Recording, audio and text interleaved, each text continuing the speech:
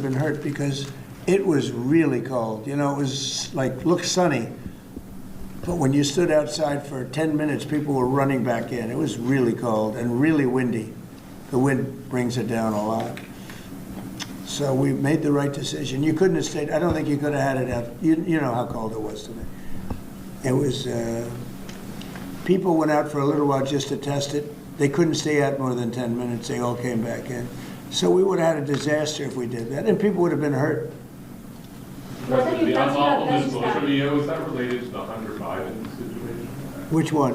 The one on unlawful disclosures by federal officials, is that related to the No, I think it's just What more about general than that. It's not Hunter Biden. I was surprised that President Biden would go and pardon his whole family, because that makes him look very guilty. You know, I could have pardoned my family. I could have pardoned myself, my family. And I said, if I do that, it's going to make me look very guilty. I don't think I'd be sitting here, frankly. If I did that, I don't think I'd be sitting here right now, because I would have shown that you're guilty. But by pardoning his brother or brothers, by pardoning all of those people that he pardoned, by pardoning J6, the Unselect Committee, they destroyed all of the documents. They deleted all of the information. There's no information.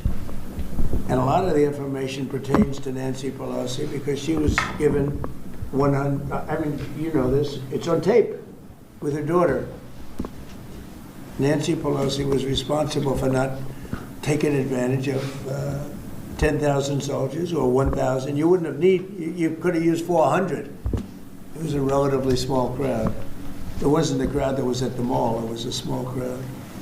So I was a little bit surprised that he did it, because it makes him look guilty. I mean, he's going to have to live with it. Now, with that being said, it's unbelievable precedent it creates for a president.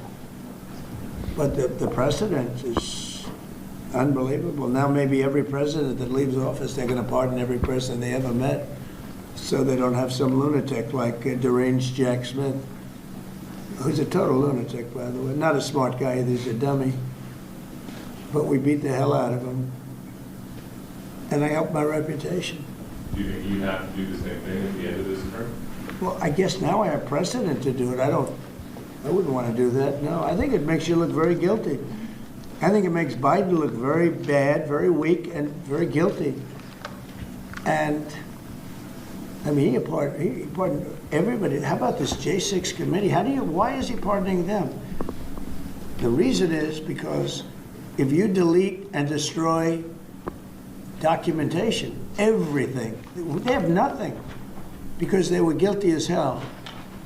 They rigged it. It was a rigged deal. And when you do that, they look very bad, but I was a little surprised he did it. Liz Cheney, I mean, she's a lunatic. And she lost by the greatest margin in the history of a politician running for Congress, like 40 points. The reason it was the greatest is because anybody losing that badly is going to drop out. But she's a nut job. She doesn't drop out. You know, she just keeps chugging forward. And she lost by almost 40 points. That's the biggest number anybody's ever lost by. But why would Biden do that? He pardoned her and pardoned everybody. The reason is that they destroyed documents. And if you're even in a civil case, which this wouldn't be, I mean, people go to jail for a long time for doing that. What's this one? That's unleashing American energy, sir. It relates to easing permitting processes and other regulatory systems to ensure that we can produce energy efficiently to drive the American economy forward. President Trump, looking around the office, we noticed some changes in the way that Biden had it set up. Can you confirm that you have added back the Diet Coke button? I think this, first of all, I just got here. So my people came in. They have extraordinary decorator sense, right? Let me just see some of the pictures. Well, that's a good one. I could live with him. I could live with George Washington, I can tell you. I can live with Thomas Jefferson. I can live with most of them. They took a very safe route. They don't have any bad ones up there. withdrawing from What the is this one? withdrawing from the World Health Organization, sir. Ooh, that's a big one. So we paid $500 million to World Health when I was here, and I terminated it. China with 1.4 billion people. We have 350 to pay. We have, nobody knows what we have because so many people came in illegally, but let's say we have 325. They had 1.4 billion. They were paying 39 million, we were paying 500 million. It seemed a little unfair to me. So that wasn't the reason, but I dropped out. They offered me to come back for 39 million. In theory, it should be less than that, but you know. And when Biden came back, they came back for 500 million. He knew that you could have come back for 39 million. They wanted us back so badly, so we'll see what happens. Mr. President, you Pretty spoke sad to think of it. China pays 39 million and we pay 500 million. And China's a bigger country. Mr. President, you spoke about inflation today in your remarks. What actions are you taking today that will have a direct impact for Americans on their everyday costs to bring the cost down? The biggest thing and factor for inflation is energy. They screwed up my energy policy. And then they went back to it. You know, they heard it really badly, and then they went back to it, and they started drilling more, but by that time it was too late. Many of these things that we're signing and that Doug Burgum is going to be signing, and Chris Wright, who's phenomenal at, you know, Energy, Department of Energy, we're going to be taking a lot, we're going to make a lot of money from energy. We have more than anybody else. We're going to make a lot of money from energy. We're going to make a lot of money from tariffs. You know, European Union charges us, they have a VAT tax of 20%, but it's really much higher than that. And that's the equivalent, almost the equivalent of a tariff. And they're tough. They're very tough. They don't take our cars. They don't take our farm product. They don't take almost anything. And yet we take their cars, and we take their farm product. We take a lot from them. So, you know, we have like a $300 billion deficit with the European Union. So we'll straighten that out with either tariffs or they have to buy our oil. The one thing they can do, or oil and gas, the one thing they can do to catch up quickly, buy our oil and gas. Will you travel? And they should do that. Will you travel to China this year? Yeah, it could be. You know, I've had the invite. President Xi invited I would do you it, to yeah. come this year? Talking about the European Union and the tariffs, like, what do you mean when you say that European Union country like is part of BRICS? That are what? BRICS. You said Oh, BRICS. No, I was talking about BRICS. BRICS is 6 nations. I think it's 7 nations. And they were looking to do a number in the United States. And if they do that, they won't be happy about what's going to happen to them. Are you still considering a universal tariff, Mr. President, on all countries? I may, yeah, but we're not ready for that yet. We may put it, wrap it, Mr. President. because essentially all countries take advantage of the U.S. We don't make any good deals in the U.S. It's amazing in a way that we exist. We don't make good deals. We don't have any good deals. We have a deficit with almost, not all, there are a couple, I won't tell you their names because I don't want them to find out about it because they'll feel stupid. But there are a couple of countries that actually don't make money with us. But I don't want to let you know because they'll immediately change that. But we're gonna do. I tell you what, our country has an amazing economic future. I really believe in it. What kind of universal tariff if you did do one? Well, you'd put a universal tariff on anybody doing business in the United States because they're coming in and they're stealing our wealth, they're stealing our jobs, they're stealing our companies, they're hurting our companies.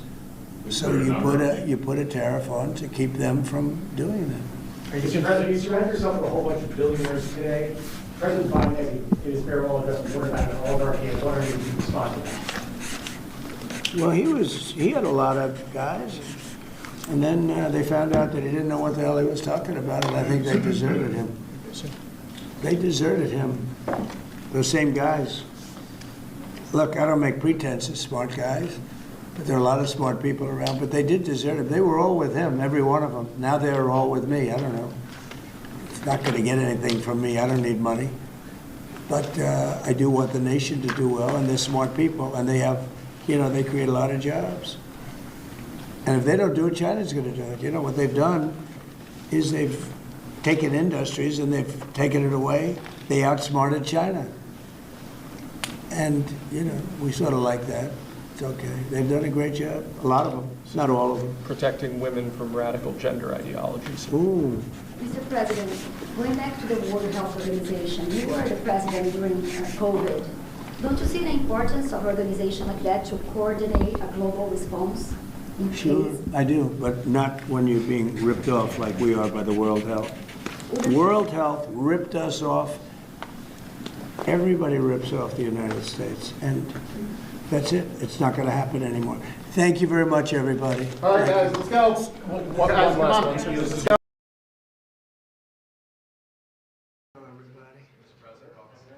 Thank you.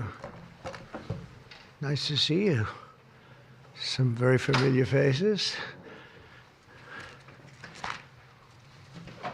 Well, thank you very much, and it's an honor to be here today. We have first full day as president. We're back, and we had a great first term, but we're going to have an even better second term, and I think we're going to do things that people will be shocked at. We're starting off with tremendous investment coming into our country at levels that nobody's really ever seen before, and they're very happy with the fact that I won the race and that they feel confident in their investments, and it's big money and high quality people.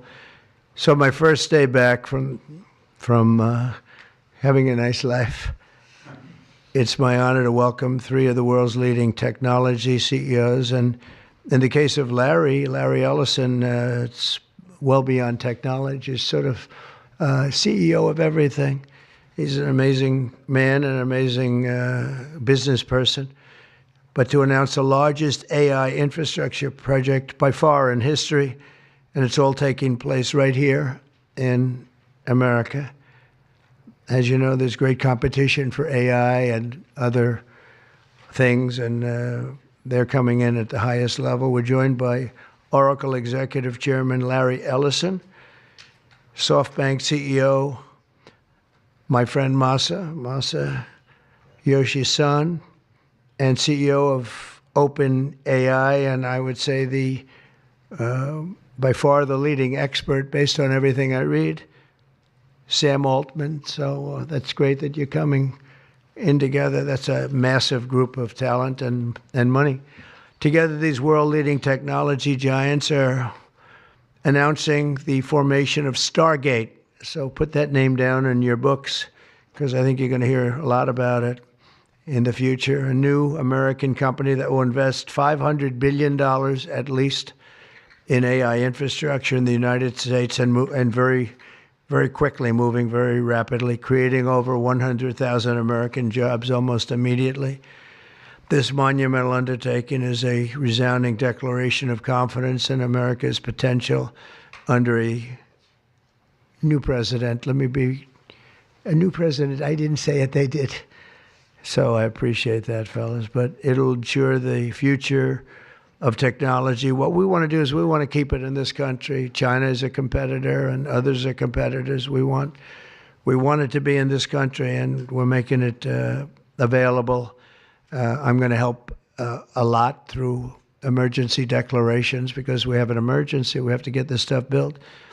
So they have to produce a lot of electricity, and we'll make it possible for them to get that production done very easily at their own plants if they want, where they'll build at the plant, the AI plant, they'll build energy generation, and that will be incredible. But it's technology and artificial intelligence, all made in the USA.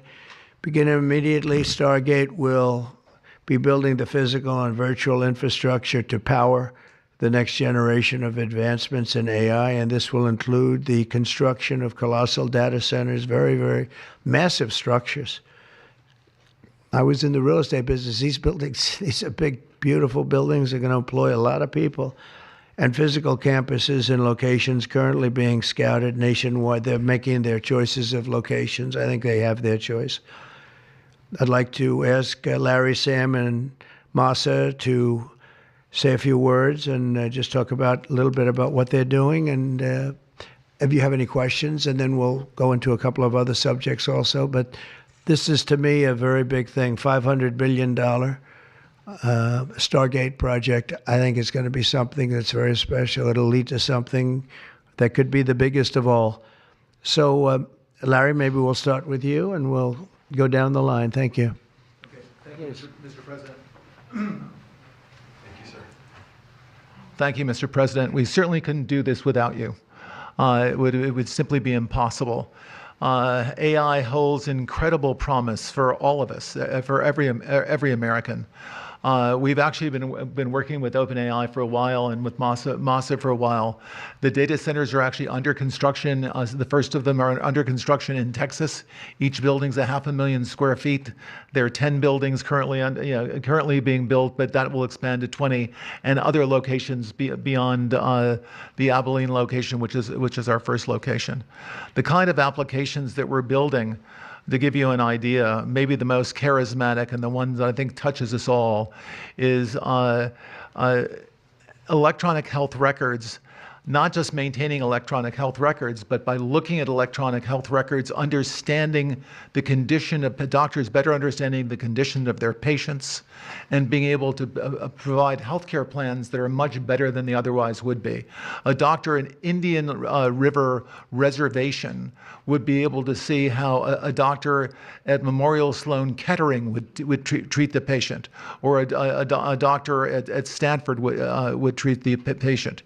We actually provide all of that information, all of that guidance to the doctors who are treating cancer patients or patients with any other kind of disease, made possible by AI.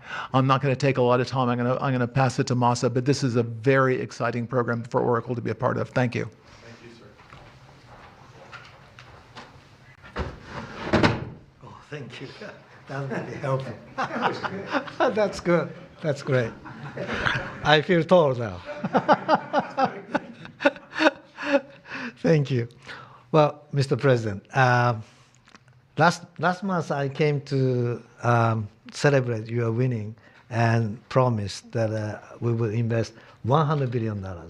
And you told me, oh, Masa, go for 200. Yeah.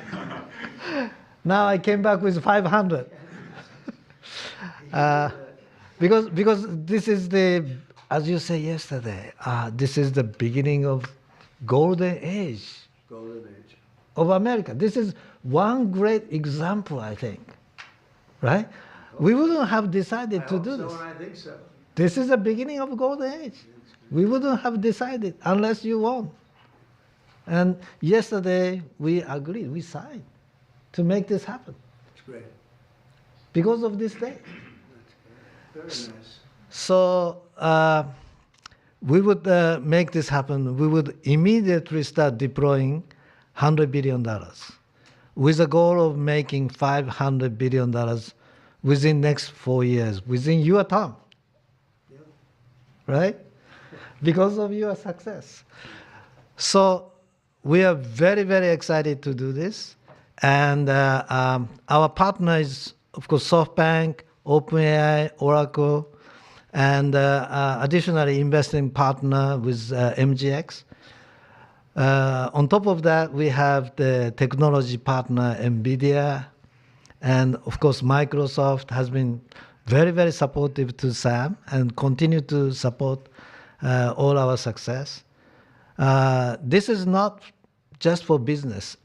As Larry said, this will help people's life. This will help solving many, many issues, difficult things that otherwise we could not have solved with the power of AI. I think AGI is coming very, very soon. And after that, that's not the goal.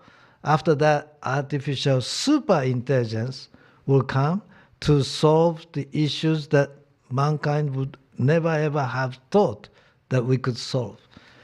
Well, this is the beginning of our golden age. Thank you very much. Thank you very much. Fantastic. Sam. I don't have too much to add. But I did want to say I'm thrilled we get to do this in the United States of America. I think this will be the most important project of this era. And as Masa said, for AGI to get built here, to create hundreds of thousands of jobs, to create a new industry centered here, we wouldn't be able to do this without you, Mr. President. And I'm thrilled that we get to. I think it'll be an exciting project. I think we'll be able to do all of the wonderful things that these guys talked about. But the fact that we get to do this in the United States is, I think, wonderful. So thank you very much. Could you just say one word? I hear so many positive things about what it's going to do for medical research and for solving things, cancer and all the different problems. How will AI help us with the fight against the various problems, diseases, etc.? These guys can maybe share more about some of the work they're doing there. I think they'll jointly be some of the leaders about driving progress here. But I believe that as this technology progresses, we will see diseases get cured at an unprecedented rate. We will be amazed at how quickly we're curing this cancer and that one and heart disease, and what this will do for the ability to deliver very high quality healthcare, the costs, but really to cure the diseases at a rapid rate, I think will be among the most important things this technology does. Be great. Very good. Thank you. Can I sneak in and answer that question, Mr. President? So we're currently working on. Should I step on this? Okay. All right. No. I'm not that tall. I'm not that tall. You look even better. Thank you, Mr. President. One of the most exciting things we're working on, using the tools that Sam and Masa are providing, is a cancer vaccine. It's very interesting. It turns out, I'll be quick, all of our cancers, cancer tumors, little fragments of those tumors float around in your blood. So you can do early cancer detection. If you can do using AI, you can do early cancer detection with a blood test.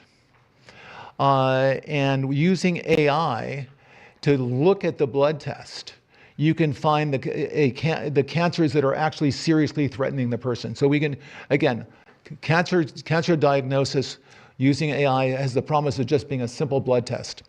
Then beyond that, once we gene sequence that cancer tumor, you can then vaccinate the person, design a vaccine for every individual person to vaccinate them against that cancer.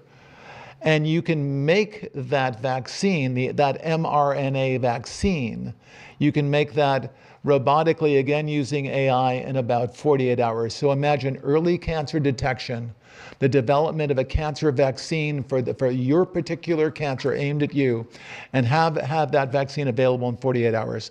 This is the promise of AI and the promise of the future. Thank you, sir. Great, thanks. Good, great.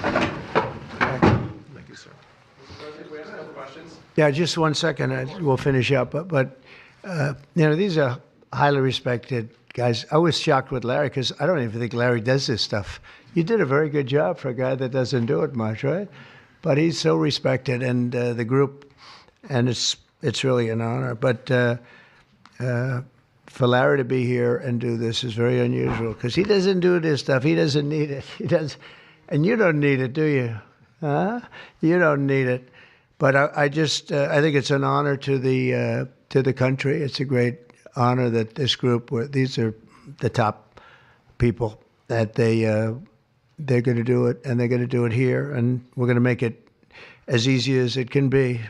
A $500 million Stargate project comes in addition to a separate pledge between $100 and $200 billion from, as we know, from Masa, we talked about before. Also $20 billion from DMAC, which was great. And we have many others that are coming. Some I just announce it. It's easier, but with some, I know them, and they're so highly respected, I'd rather do it this way. Many would like to do it this way, but we're letting the world know what's happening. This is money that normally would have gone to China or other countries, but in particular China. In total, before the end of my first full business day in Washington in the White House, we've already secured nearly $3 trillion of new investments in the United States, and probably that's going to be 6 or 7 by the end of the week. Tremendous amounts of money are coming in for for many things other than even AI. AI seems to be very hot. It seems to be the thing that a lot of smart people are looking at very strongly. And our country will be prospering like never before. I think that's true, and it's going to be the golden age of America. As I say, yesterday we had the most ambitious, action-oriented day of any administration in history. No, there's never been a first day like yesterday, as you know. I signed a sweeping slate of executive orders to stop the invasion of our borders.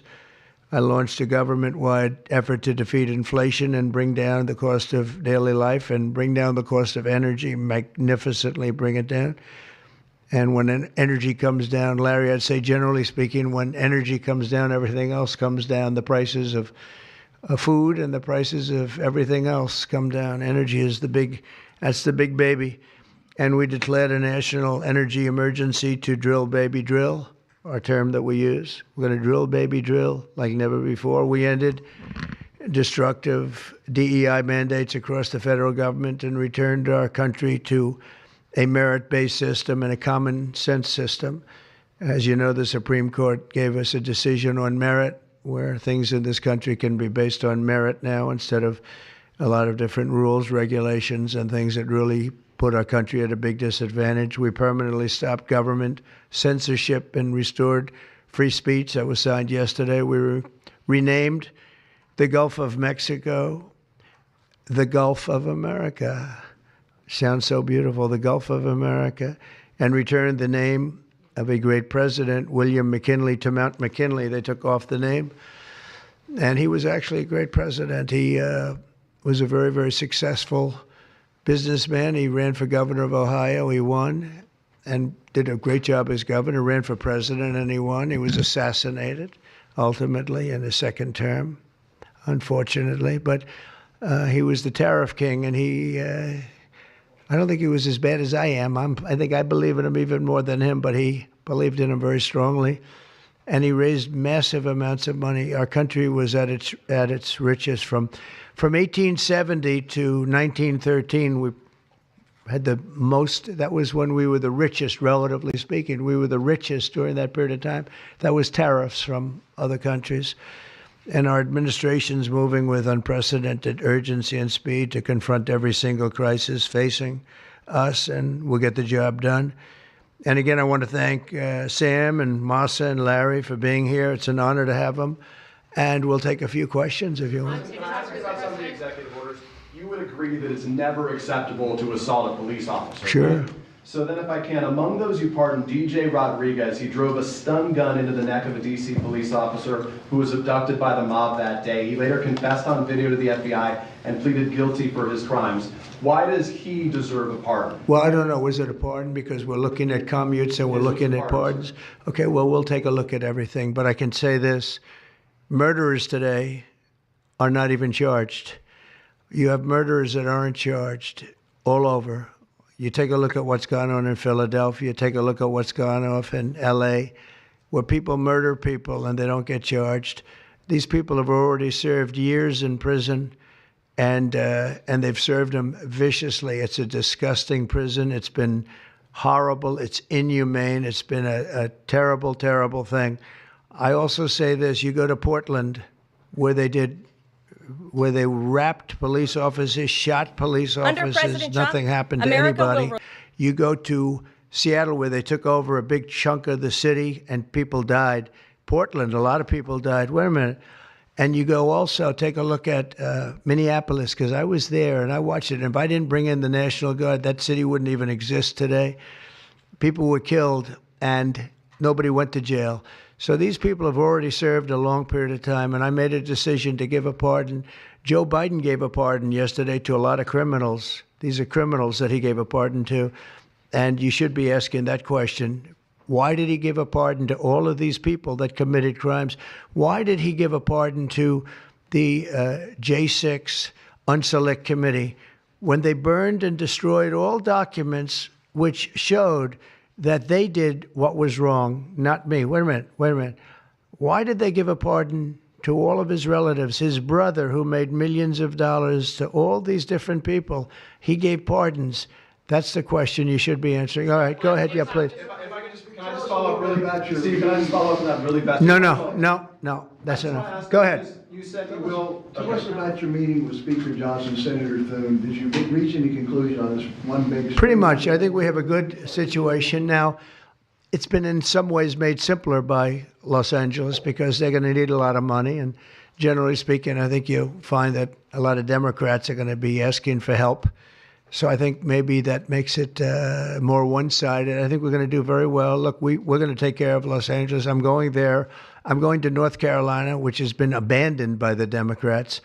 And I'm going to North Carolina, very importantly, first. I'll be there on Friday. And then I'm going from there to Los Angeles. And then I'm going to Nevada. And I'm really going to Nevada to thank them for the vote because we won Nevada overwhelmingly. And that's usually a Democrat vote, and I just want to go there to thank the people of Nevada for the big vote. So we'll be making that. Yeah, please. Mr. President, the leaders of the Proud Boys and the Oath Keepers were freed following their pardons yesterday. At the time back in 2021, you urged them to stand back and stand by. Is there now a place for them in the political conversation? Well, we have to see. They've been given a pardon. I thought their sentences were ridiculous and excessive. One of the guys took down a flag that was an anti-American flag, and he was given years in jail. I don't know the exact number, but he was given many years in jail. I thought it was very excessive. And at least the cases that we looked at, these were people that actually love our country, so we thought a pardon would be appropriate, yeah. Mr. President, is it also true in your conversations with Republicans today that you asked them to consider recess appointments for cabinet officials? I think, yeah, if it's needed. I don't think it's going to be needed. Marco, as you know, got passed overwhelmingly with 99-0, which is pretty amazing. Marco's going to do a great job, Secretary of State, but he just got, I guess he was the first one and just got approved. That's some vote, 99-0, and the nothing was a vote that he would have gotten if we wanted to do it. But you know whose vote that was? Who's doing a great job right now as vice president. Did you also talk about some sort of a trade or a deal involving wildfire relief in extension for Well, what I really want to have done, I was talking about this with the guys back in the Oval Office. Los Angeles has massive amounts of water available to it. All they have to do is turn the valve, and that's the valve coming back from and down from the Pacific Northwest, where millions of gallons of water a week and a day, even in many cases, pours into California, goes all through California down to Los Angeles, and they turned it off. It's off now. The valve goes, it turns toward the Pacific Ocean, and all that water goes pouring into the Pacific Ocean. If they did what I told them to do, they wouldn't do it because politically they didn't think it was good. I think it's great politically. I think they're dead politically. What they've done, they've destroyed the city. What they've done to that city is unbelievable. The sprinklers, their sprinklers in there like these right here that you see, none of them had any water in them. They didn't have any water. The fire hydrants, 40% of them had no water. The brush was just dry. Everything was dry. The sprinklers on the lawn weren't allowed to even be used. So, you know, everything was dry, and it was an inferno. They created an inferno. So we're demanding that they turn the valve back toward Los Angeles right now. It's not even believable that they haven't done it. Just so you know, they have a valve, and it turns like, think of a sink, but multiply it times many thousands of times the size of it. It's massive. And you turn it back toward Los Angeles. Why aren't they doing it? They either have a death wish, they're stupid, or there's something else going on that we don't understand.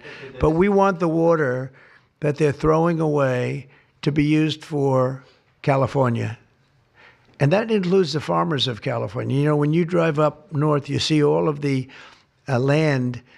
I couldn't believe it. I was with Devin Nunes when he was a congressman and some other congressmen from the area, and we're driving up and we're on the highway, and I keep looking at these farms, and the land is bone dry, and then you'd see an acre, about an acre or 2 acres, with the most beautiful green plants growing in it, the most beautiful you've ever. It's rich stuff, and you look at the soil, and it's so rich. That soil is almost the equivalent to like Iowa soil. It's phenomenal, but it's got no water. But the reason it has no water, I said, do you have a drought? No. I said, what do you mean you don't have a drought? Look at the thing. It's dry as a bone. The reason you have like an acre is because they say you can farm 1 acre, but no more, because they didn't want to waste water. But they throw the water into the Pacific Ocean. These people are crazy.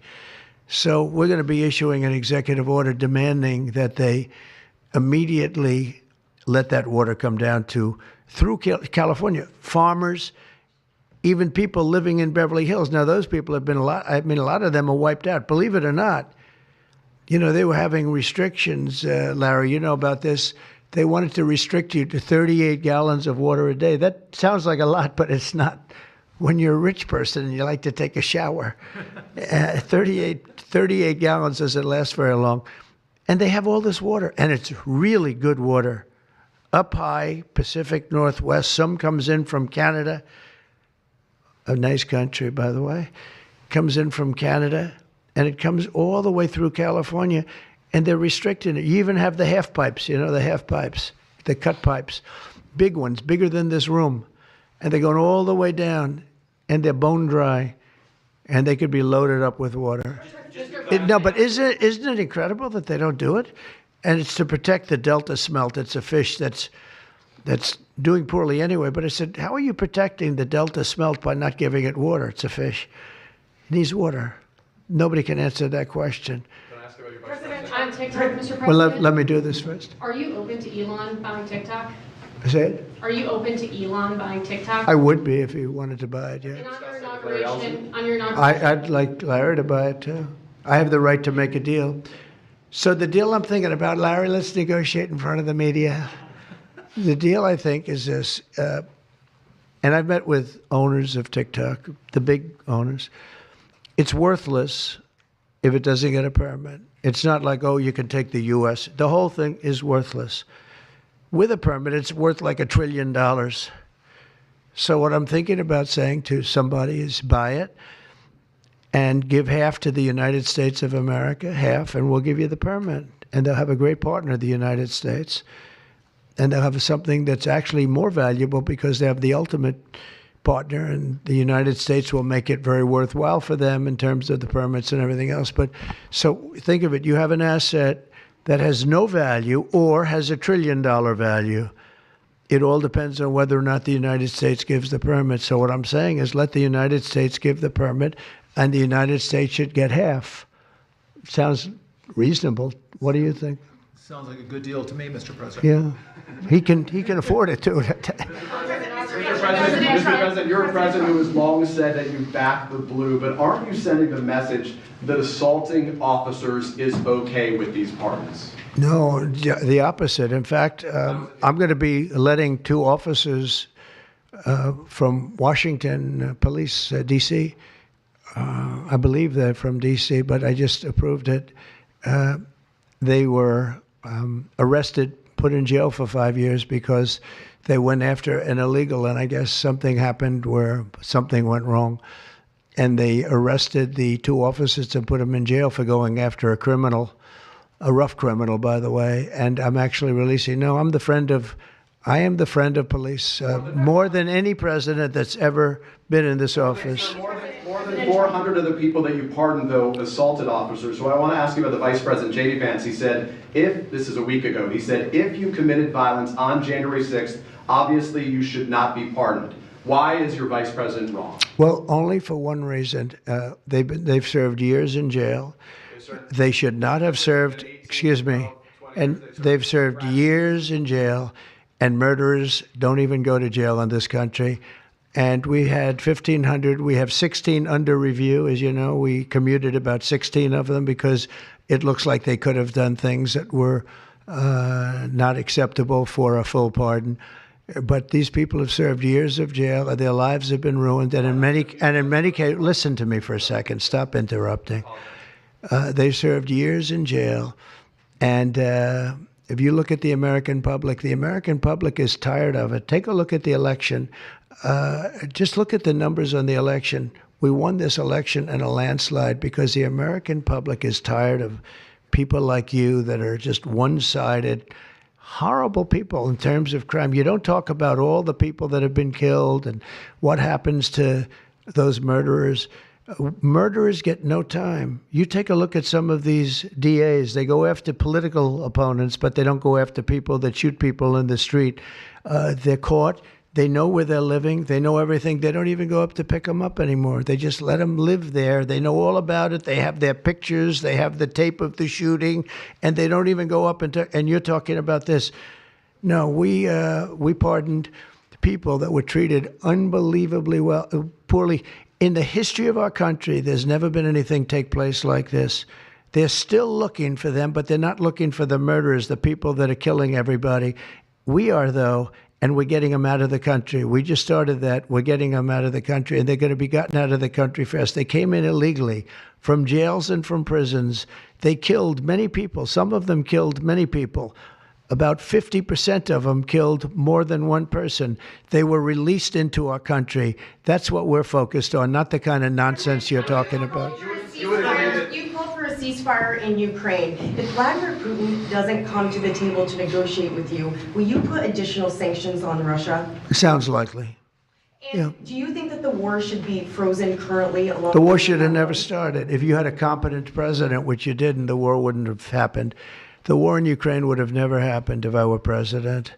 But that couldn't happen because the election was rigged. Yeah, go ahead. Mr. President, there's been some debate within your orbit over whether or not to keep or eliminate H-1B visas. What's your position on that? Do you want to keep H-1Bs or do you want to get... Well, I like both sides of the argument, but I also like very competent people coming into our country, even if that involves them training and helping other people that may not have the qualifications they do. But I don't want to stop. And I'm not just talking about engineers. I'm talking about people at all levels. We want competent people coming into our country. And HB1, I know the program very well. I use the program. Maitre d's, wine, experts, even waiters, high quality waiters.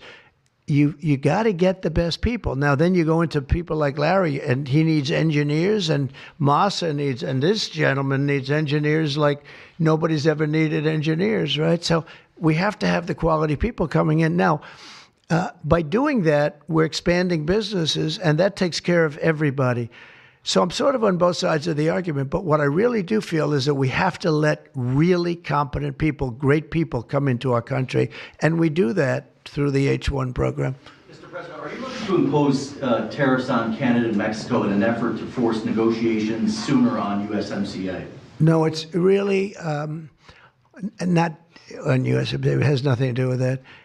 They've allowed, both of them, Canada very much so, they've allowed millions and millions of people to come into our country that shouldn't be here. They could have stopped them, and they didn't. And they've killed 300,000 people last year, my opinion, have been destroyed by drugs, by fentanyl. The fentanyl coming through Canada is massive. The fentanyl coming through Mexico is massive. And people are getting killed, and families are being destroyed. I mean, the son gets killed, and the family is a basket case for the rest of their lives. I mean, I've seen mothers that thought they'd heal. They never heal. They say it gets worse with time. It gets worse with time. They lose their boy. They lose their baby. They lose their young daughter to fentanyl poisoning. And I had that talk with President Xi the other day, too, of China. I said, we don't want that crap in our country. You got to stop it. I would have stopped it.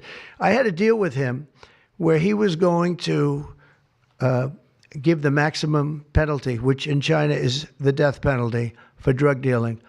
And he was all said he was going to give the maximum penalty to fentanyl dealers. If they send to the United States, they were going to get the death penalty. And, of course, Biden didn't pick that up. I had that deal all done. It was all wrapped up. We were going to have it done. And then the election went, let's put it nicely, didn't go the proper way. I'm trying to be nice about it. It was rigged. And we had an incompetent president elected, and he never followed up on that deal. But he should have followed up, because if they got the death penalty, they wouldn't be sending fentanyl to Mexico, Canada, and other places. Mr. President, how much will We're thinking about that, too. We're talking about a tariff of 10% on China based on the fact that they're sending fentanyl to Mexico and Canada. When did you write that letter to you, sir? How soon on those tariffs? probably February 1st is the date we're looking at. Sir, what is it? You have For Mexico and China, we're talking about approximately 25%. Have an update on the Gaza ceasefire. Are you planning to travel to the Middle East soon? We're thinking about going to the Middle East, not yet. We have a thing called the hostages are coming back going on right now, and they are coming back. Some of them have been very damaged. You look at the young lady with her hand practically blown off. You know how that happened, right? Did you know how that happened? When you find out, you're not going to be too happy because it was terrible. But the hostages are starting to come back. If I weren't here, they wouldn't be back ever. They would have never come back. They would have all died. If this were done a year earlier, if Biden would have done this deal a year and a half, 2 years ago, or frankly, it should have never happened. October 7th should have never happened. Nobody should be dead. But through weakness, they allowed it to happen, and then it was a disaster from them. But you go back just 6 months ago, many of these young people were living. Young people don't die like that. They're just dying. And young people aren't dying at 22 and 23 years old. They don't die. But now they're dying, and you wonder why they're dying. They're being killed, and they have been killed. But they say 6 months ago you would have had 11 more living hostages. Think of that. 6 months ago. But Biden couldn't get it done, and it was only the imposition that I put on as a deadline that got it done. But it's a very sad situation. It should have never happened. I'll tell you, 2 things should have never happened. 3 things. Inflation should have never happened. It would have never happened except for what they did to energy and their crazy spending. And Ukraine would have never happened. Never. By the way, Russia never would have gone into Ukraine. I had a very strong understanding with Putin that it would have never, ever happened. He disrespected Biden. Very simple. He disrespects people. He's smart. He understands. He disrespected Biden. And also, the Middle East would have never happened because Iran was broke. They had no money. They had no money for Hamas. They had no money for Hezbollah. It would have never happened. October 7th would have never happened. But it did happen. So this is the cards I've been given. And we're getting the hostages back. That would have never happened under Biden. They would have never come back. They were just dying not that slowly. They were dying or being killed. But that was what was happening. Are you going to keep sending weapons to Ukraine, or are you going to turn off the tap soon? Well, we're looking at that. We're talking to Zelensky. We're going to be talking with President Putin very soon. And we'll see how it all happens. We're going to look at it one thing I do feel, the European Union should be paying a lot more than they're paying because under Biden, I mean, we're in there for $200 billion more. Now, it affects them more than it affects us. We have an ocean in between, right? Little thing called an ocean. The European Union should equalize. We're in there for $200 billion more than the European Union. I mean, what are we, stupid? I guess the answer is yes, because they must think so. But the European Union takes advantage of us tremendously on trade. And they now take advantage of, and always have. If I didn't get involved years ago, in my first term, one of the first things I noticed was that they're not paying enough. They're not paying. And a lot of those countries weren't even paying. The NATO countries, they weren't paying. Only 7 out of 28 were paying. We were one of them. And Poland was one. And they had a few of them that were paying, and some were paying very proudly. Usually the closer to the borderline of Russia they were, the faster they paid, okay? The ones that were further away tended not to pay so fast. And one thing on that, I think they should lift their number not to 2%, but to 5%. NATO should be at 5%, not at 2%. 2% is ridiculous, yeah. Did you ask President Xi in your conversation about Ukraine, did you ask him to get involved in helping settle that? Could you tell us about that? I did, yeah. I said, you ought to get it settled because he's not done very much on that. He's got a lot of power, like we have a lot of power. I said, you ought to get it settled. We did discuss it, yeah. Mr. President, you launched your crypto coin the other day. Do you intend to continue selling products that benefit yourself personally while you're president? Well, I don't know if it benefited. I don't know where it is. I don't know much about it other than I launched it. I heard it was very successful. I haven't checked it. Where is it today? You made a lot of money selling it. How much? Several $billion, it seems like, in the last several days. Several billion, that's peanuts for these guys. So you talked about the letter from President Biden. Can you give us some sense, broadly speaking? Yeah, he wrote me a nice letter. I mean, I did open it last night. And I didn't know. Peter said, did you get the letter? I said, wait a minute, let's see the letter. It's sort of a tradition. You put it in the drawer, especially of the beautiful Resolute desk, right? And I opened the drawer, and there it was. It said to number 47. And it was a very nice letter. I mean, I could show it because I think it was a nice letter. Maybe I will. I think. What do you say in terms of Just basically, it was a little bit of an inspirational type letter, you know. Enjoy it, do a good job. Important, very important, how important the job is. But I think it was a nice letter. I think I should let people see it because it was a positive for him in writing it. I appreciated the letter. Mr. President, were security concerns at all a factor when deciding to move your inauguration indoors? No, not at all. No, not at all. It was just cold. Hey, look, if we would have, you know, I just went out to the helicopter, right, we said goodbye. That's a tradition. As long as before it used to be a stagecoach, and then helicopters came along. But that's been a tradition. You go out and you do that. And we stood there for 10 minutes, and I'll tell you what, people would not have been able to get through that day. That was cold. It was sort of interesting. Don't let the sun fool you. Tell me something. Sunny days can get very cold, can't they? Because that was so freezing yesterday. You couldn't have gotten through it. It would have been. And the answer is no, it wasn't security. With that being said, I thought the Capitol, the Rotunda, was beautiful. 72 degrees, unbelievable sound. You know, it's like being in an opera house. I could see people wanting to do it there rather than outside. Why did you remove John Bolton's security clearance, sir? Because I think there was enough time. It's we take a job. You take a job. You want to do a job. We're not going to have security on people for the rest of their lives. Why should we?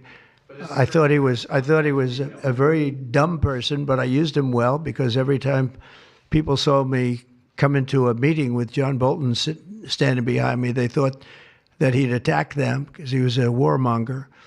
He's the one that got us involved, along with Cheney and a couple of others, convinced Bush, which was a terrible decision, to blow up the Middle East. You know, we blew up the Middle East and we left.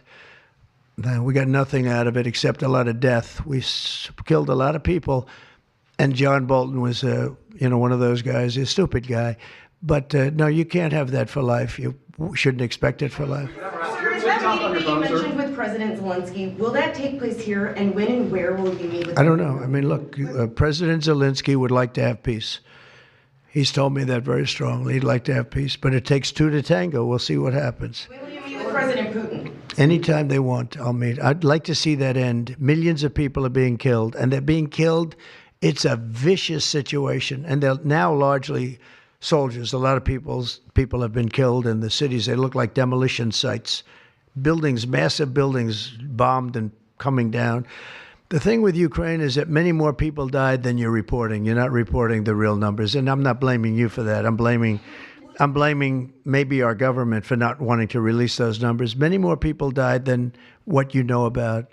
When those big buildings come down and they say 2 people were injured, no. Many people, thousands of people are being killed. But the real killing now is on the war front. It's a very flat land. And the only thing that stops a bullet is somebody's body. And you have young soldiers. So Russia's lost about 800,000 soldiers now. Ukraine's lost about 600 or 700,000. I think the numbers are low that they're giving out. But they've lost massive numbers of young soldiers. And that war should stop. It's very flat, it's beautiful farmland, and it's flat and really beautiful in a different kind of a way, but they don't have any protection. The only thing that stops a bullet is a body, and those bodies are stopping a lot of bullets, and they're being decimated, both sides. Your conversation with President Xi, what did you tell him in terms of when to expect tariffs, and what can he do to avoid them? About which one? About tariffs? We didn't talk too much about tariffs, other than he knows where I stand. Look, I put large tariffs on China. I've taken in hundreds of billions of dollars. Until I was president, China never paid not 10 cents to the United States. With me, they paid hundreds of $600 billion or so, or more than that even, of tariffs. And if I didn't do that, you wouldn't have a steel mill open in the United States right now. You wouldn't have one steel mill open in the United States. So what I did is I saved the steel industry. I saved other industries too with other tariffs. Other countries are big abusers also. You know, it's not just China. China's an abuser, but the European Union is very, very bad to us. They treat us very, very badly. They don't take our cars. They don't take our cars at all. They don't take our farm products, essentially. They don't take very much. We have a $350 billion deficit with the European Union. They treat us very, very badly. So they're going to be in for tariffs. It's the only way you're going to get back. It's the only way you're going to get fairness. You can't get fairness unless you do that. But the European Union's treated us very badly. But essentially, everybody treats us badly. You know, everybody treats us badly. Yes, go ahead. Because we allow them to. Because we've had stupid people doing this, and we can't have. I'd like to have these three people negotiate for us, just for 1 week, and we'd be a rich country again. But we'll be rich. Mr. President, on AI data centers, will you rescind President Biden's executive order that opens up federal land? On which centers? On data centers. Will you rescind President Biden's executive order that opens up federal lands for data centers and energy production? No, I wouldn't do that. That sounds to me like it's something that I would like. I'd like to see federal lands opened up for data centers. I think they're going to be very important. Again, we have a lot of competition for that. So it's an honor to have these three great people, great CEOs and great geniuses, all three. It's an honor that they want to come to our country, but we're going to make it as easy as we can for them because other countries want them to. I'm going to have to go now. Thank you all very much. Thank you. Question, do you have TikTok on your phone? No, but I think I might put it there. I think I'll get it right now. By the way, again, we won the young vote. I think I won it through TikTok. So I have a warm spot in my heart for TikTok. Okay? Thank you. Thank you very much. Thank you, Mr. President. Amazing. Thank you. Come on.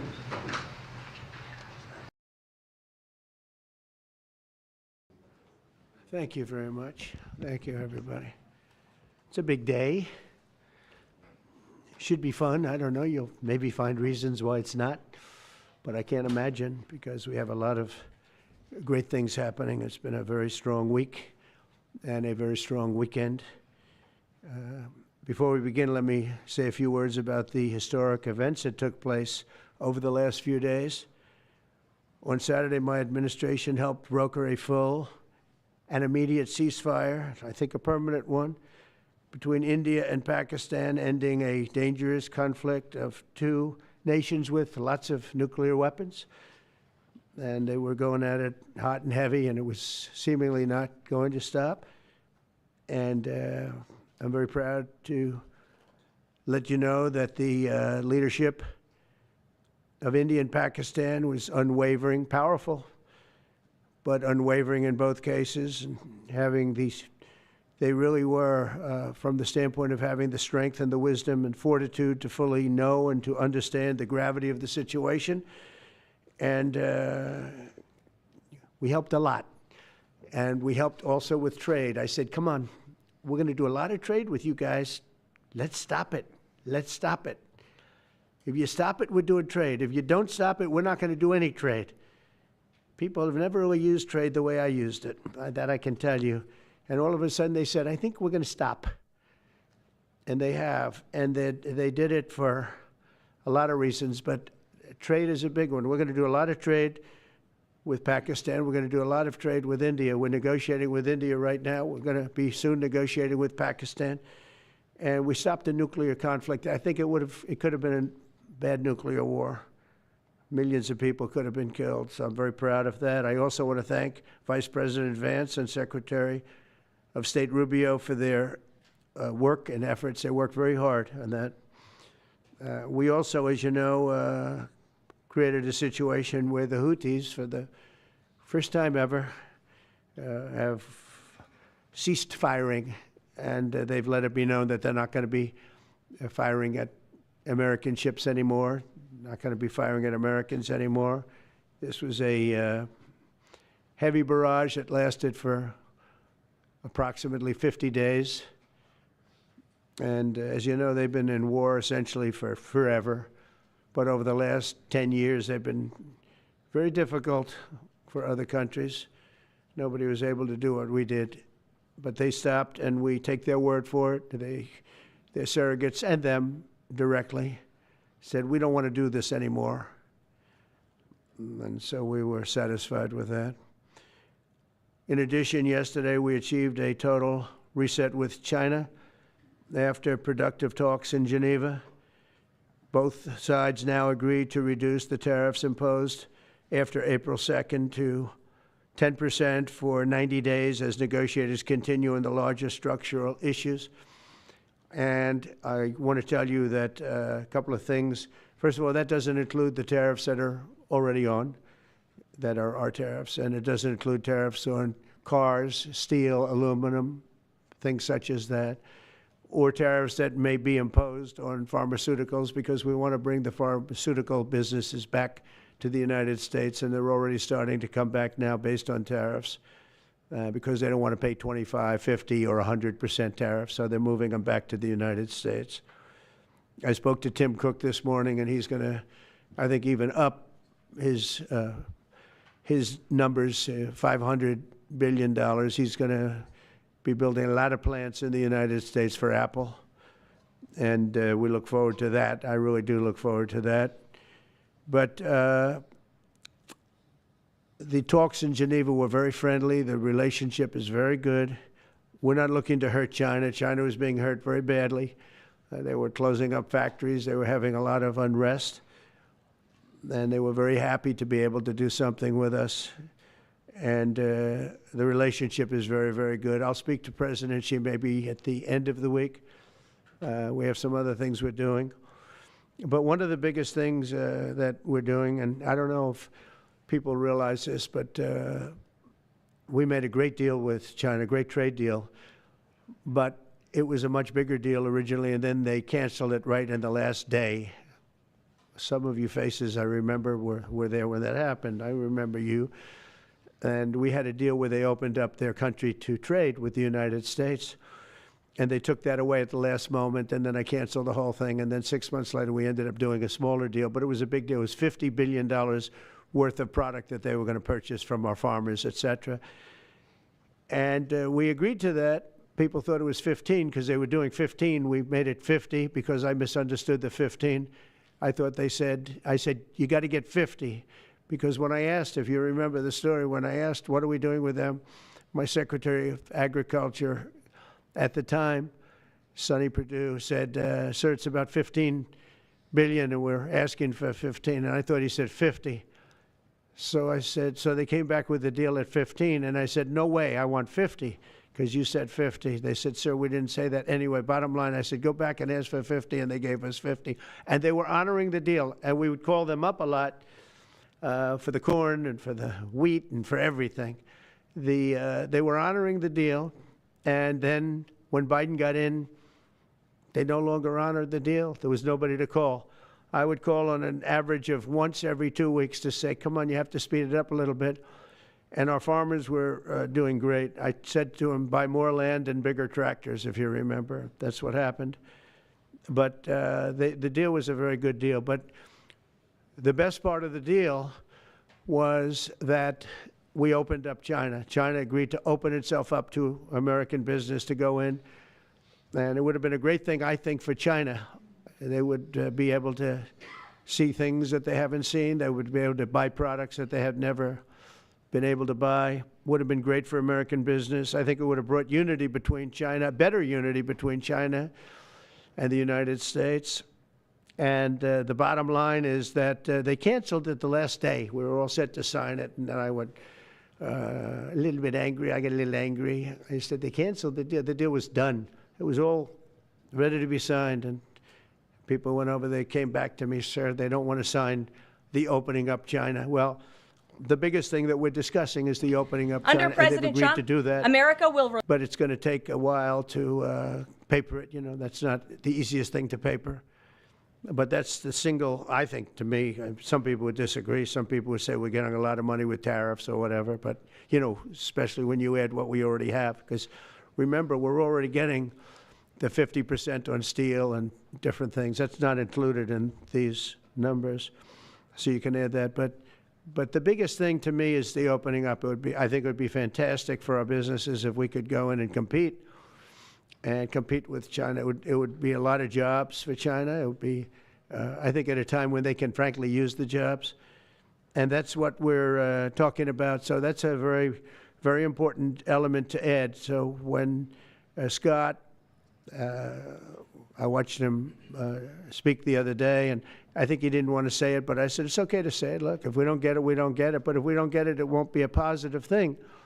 But if we do get it, I think it's maybe the most important thing to happen. Because if you think about it, we opened up our country to China.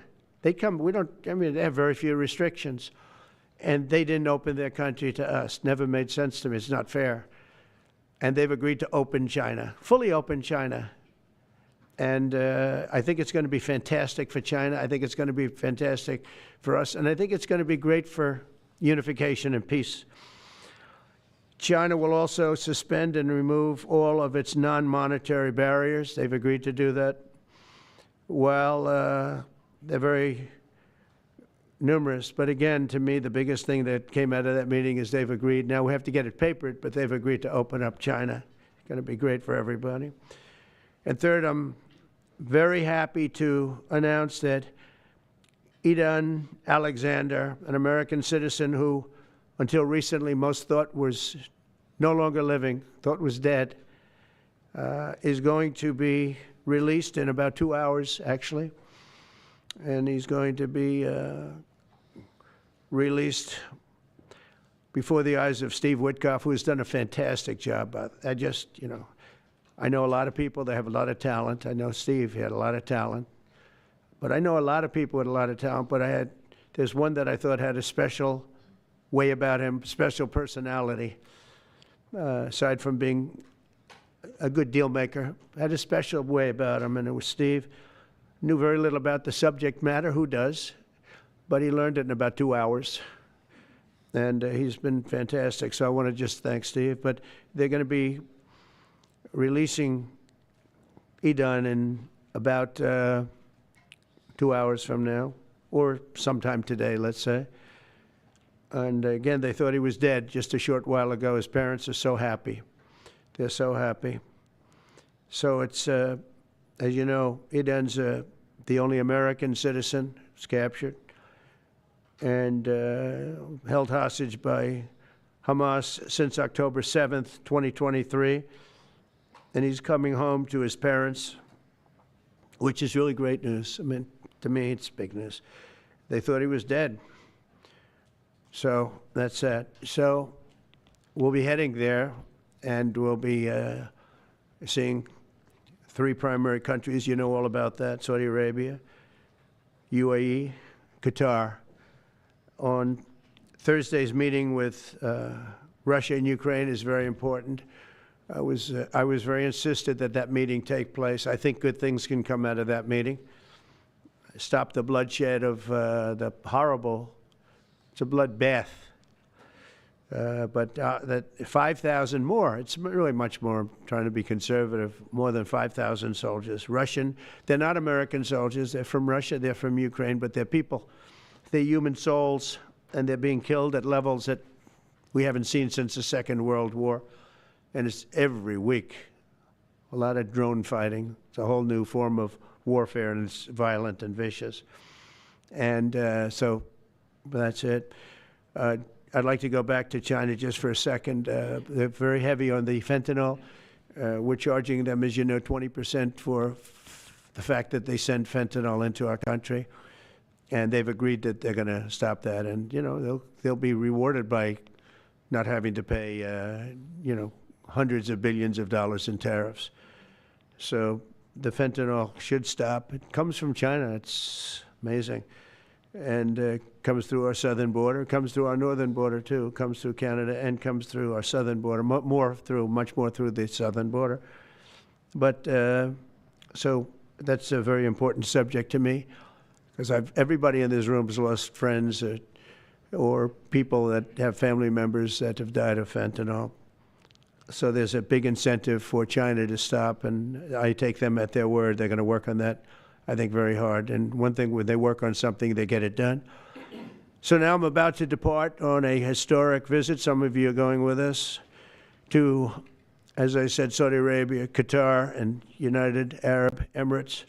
Before I do, I'll sign one of the most consequential executive orders in our country's history. I don't think there's ever been anything signed like this, certainly not with respect to health care, nothing even close. I'm delighted to be joined on this occasion by Secretary of Health and Human Services, Robert F. Kennedy, Jr., who is doing a really good job, I have to tell you that.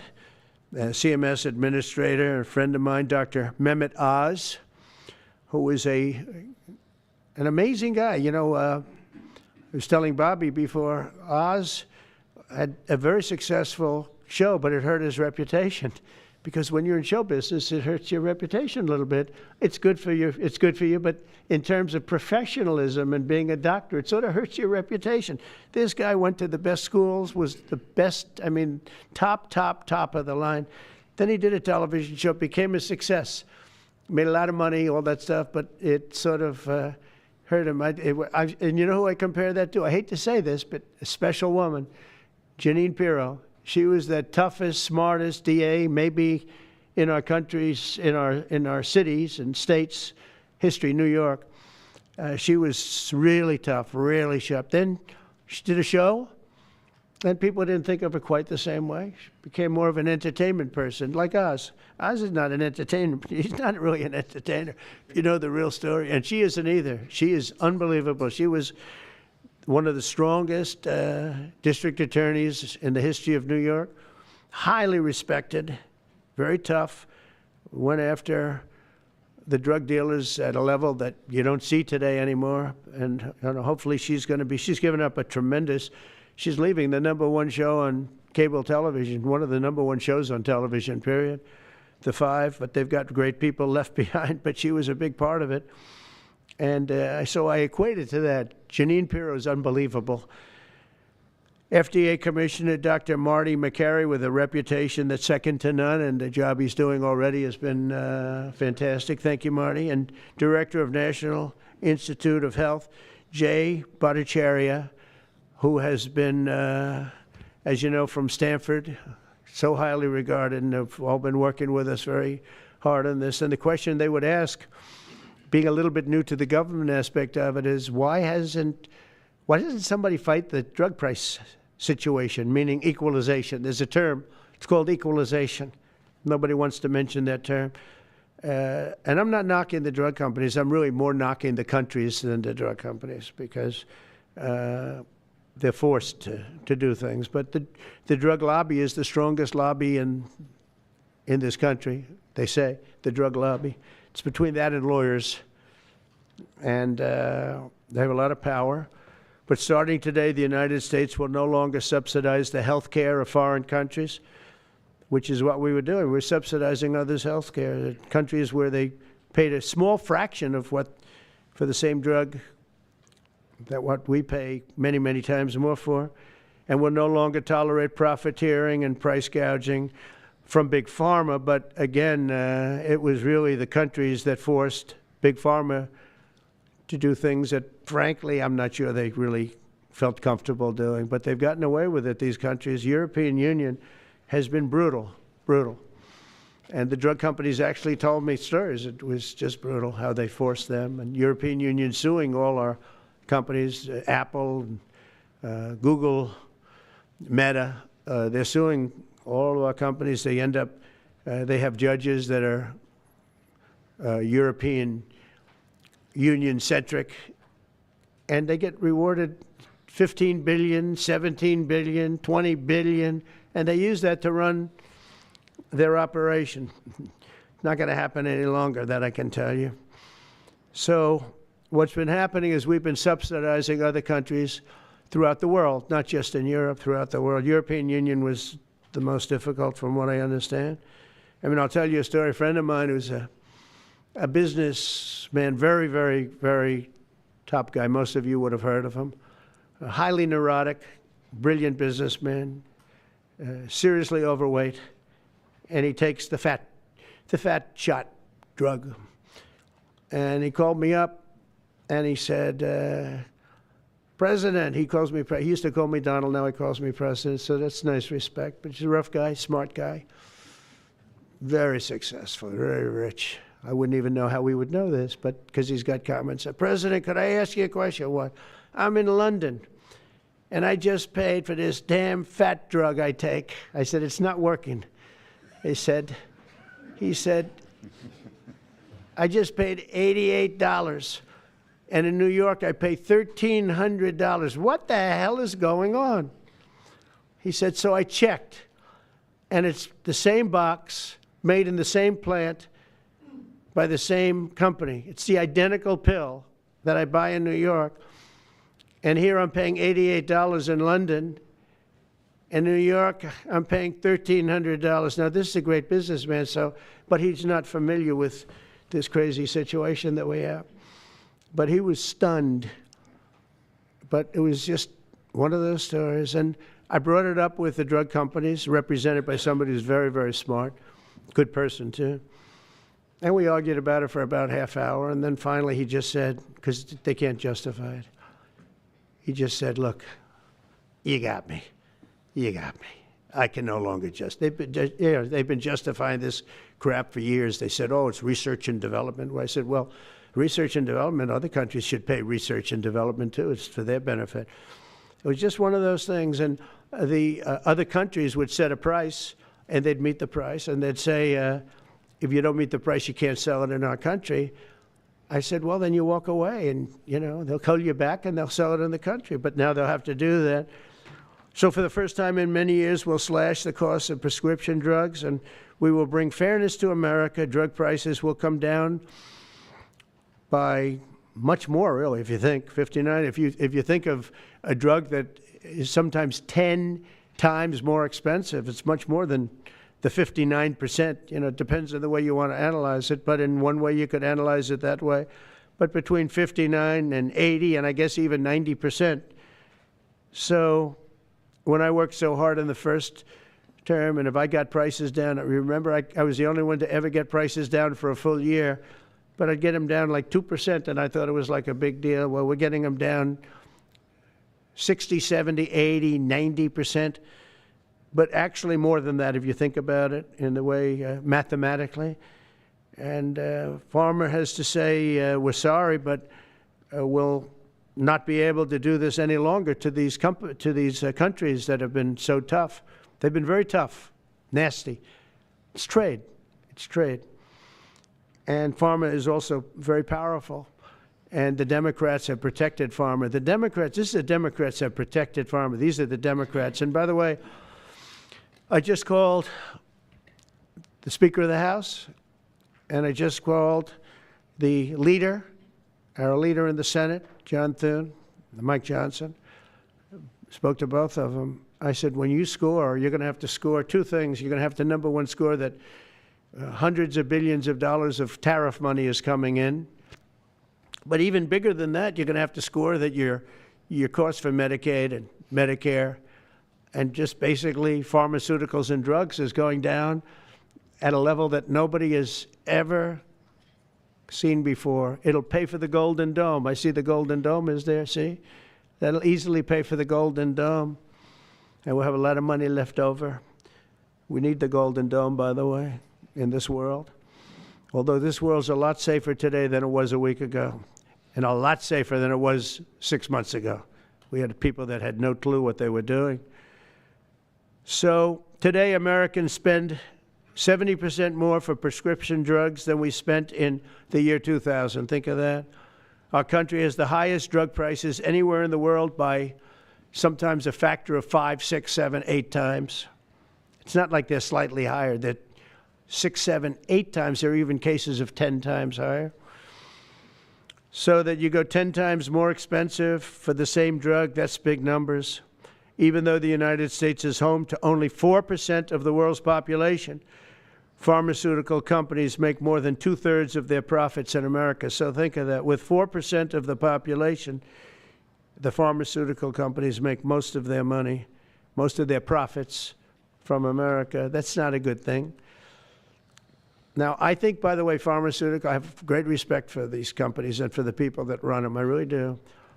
And I think they did one of the greatest jobs in history for their company, convincing people for many years that this was a fair system. And nobody really understood why, but I figured it out. For years, pharmaceutical and drug companies have said that research and development costs were what they are, and for no reason whatsoever. They had to be borne by America alone. Not anymore, they don't. This means American patients were effectively subsidizing socialist healthcare systems in Germany, in all parts of the European Union. They were the toughest of all. They were nasty. And I see that. I see that with trade, too. European Union is in many ways nastier than China, okay? And we've just started with them. Oh, they'll come down a lot. You watch. We have all the cards. They treated us very unfairly. They sell us 13 million cars. We sell them none. They sell us their agricultural products. We sell them virtually none. They don't take our products. That gives us all the cards, and very unfair. So they're going to have to pay more for health care, and we're going to have to pay less. That's all it is. And believe it or not, because it's really the world we're talking about, not just the European Union, but because it's the world, the numbers are for the healthcare company not as bad as you would think. They'll make the same. I think the healthcare companies should make pretty much the same money. I really don't believe they should be affected very much, because it's just a redistribution of wealth. It's a redistribution where it could be the same top line, but it's going to be distributed differently. Europe's going to have to pay a little bit more. The rest of the world's going to have to pay a little bit more, and America's going to pay a lot less. Again, because it's a much smaller population than when you think of the whole world. So basically what we're doing is equalizing. There's a new word that I came up with, which I think is probably the best word. We're going to equalize, where we're all going to pay the same. We're going to pay what Europe's going to pay. We're going to all pay. Now, there may be some countries in dire need, and I would be willing to sacrifice that and help them. But it's called most favored nation. We are going to pay the lowest price there is in the world. We will get whoever is paying the lowest price. That's the price that we're going to get. So remember that. So we're no longer paying 10 times more than another country. Whoever is paying the lowest price, we will look at that price and we will say that's the price we're going to pay. Most favored nations. That's what it is. One breast cancer drug costs Americans over $16,000 per bottle. But the same drug from the same factory, manufactured by the same company, is 1/6 that price in Australia and 1/10 that price in Sweden. 1/10 for the identical product.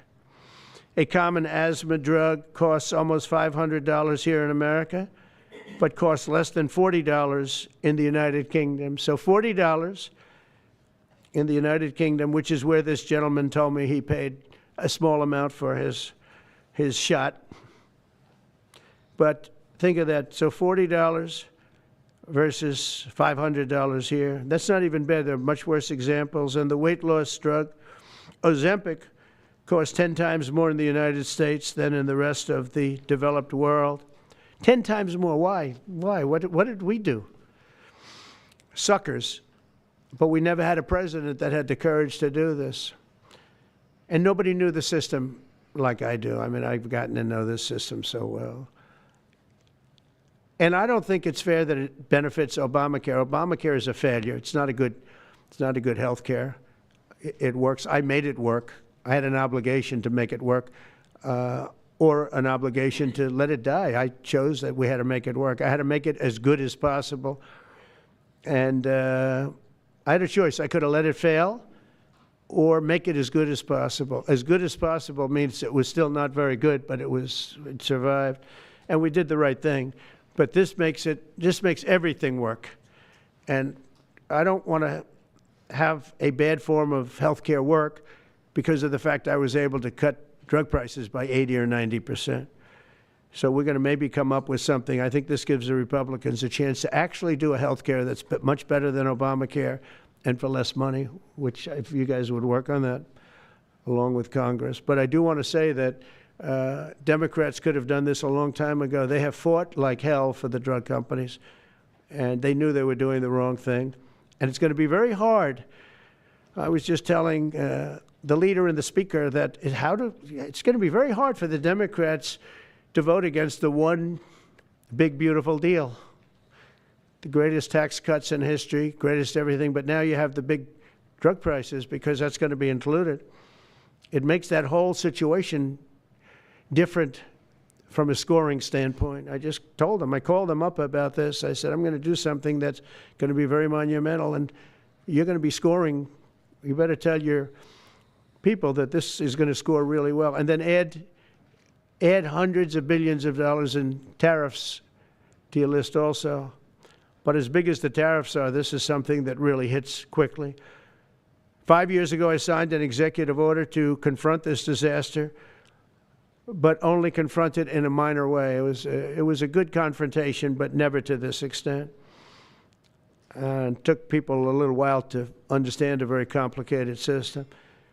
But Joe Biden, without any knowledge of what he was doing, terminated the policy and then pretended to negotiate under a new system.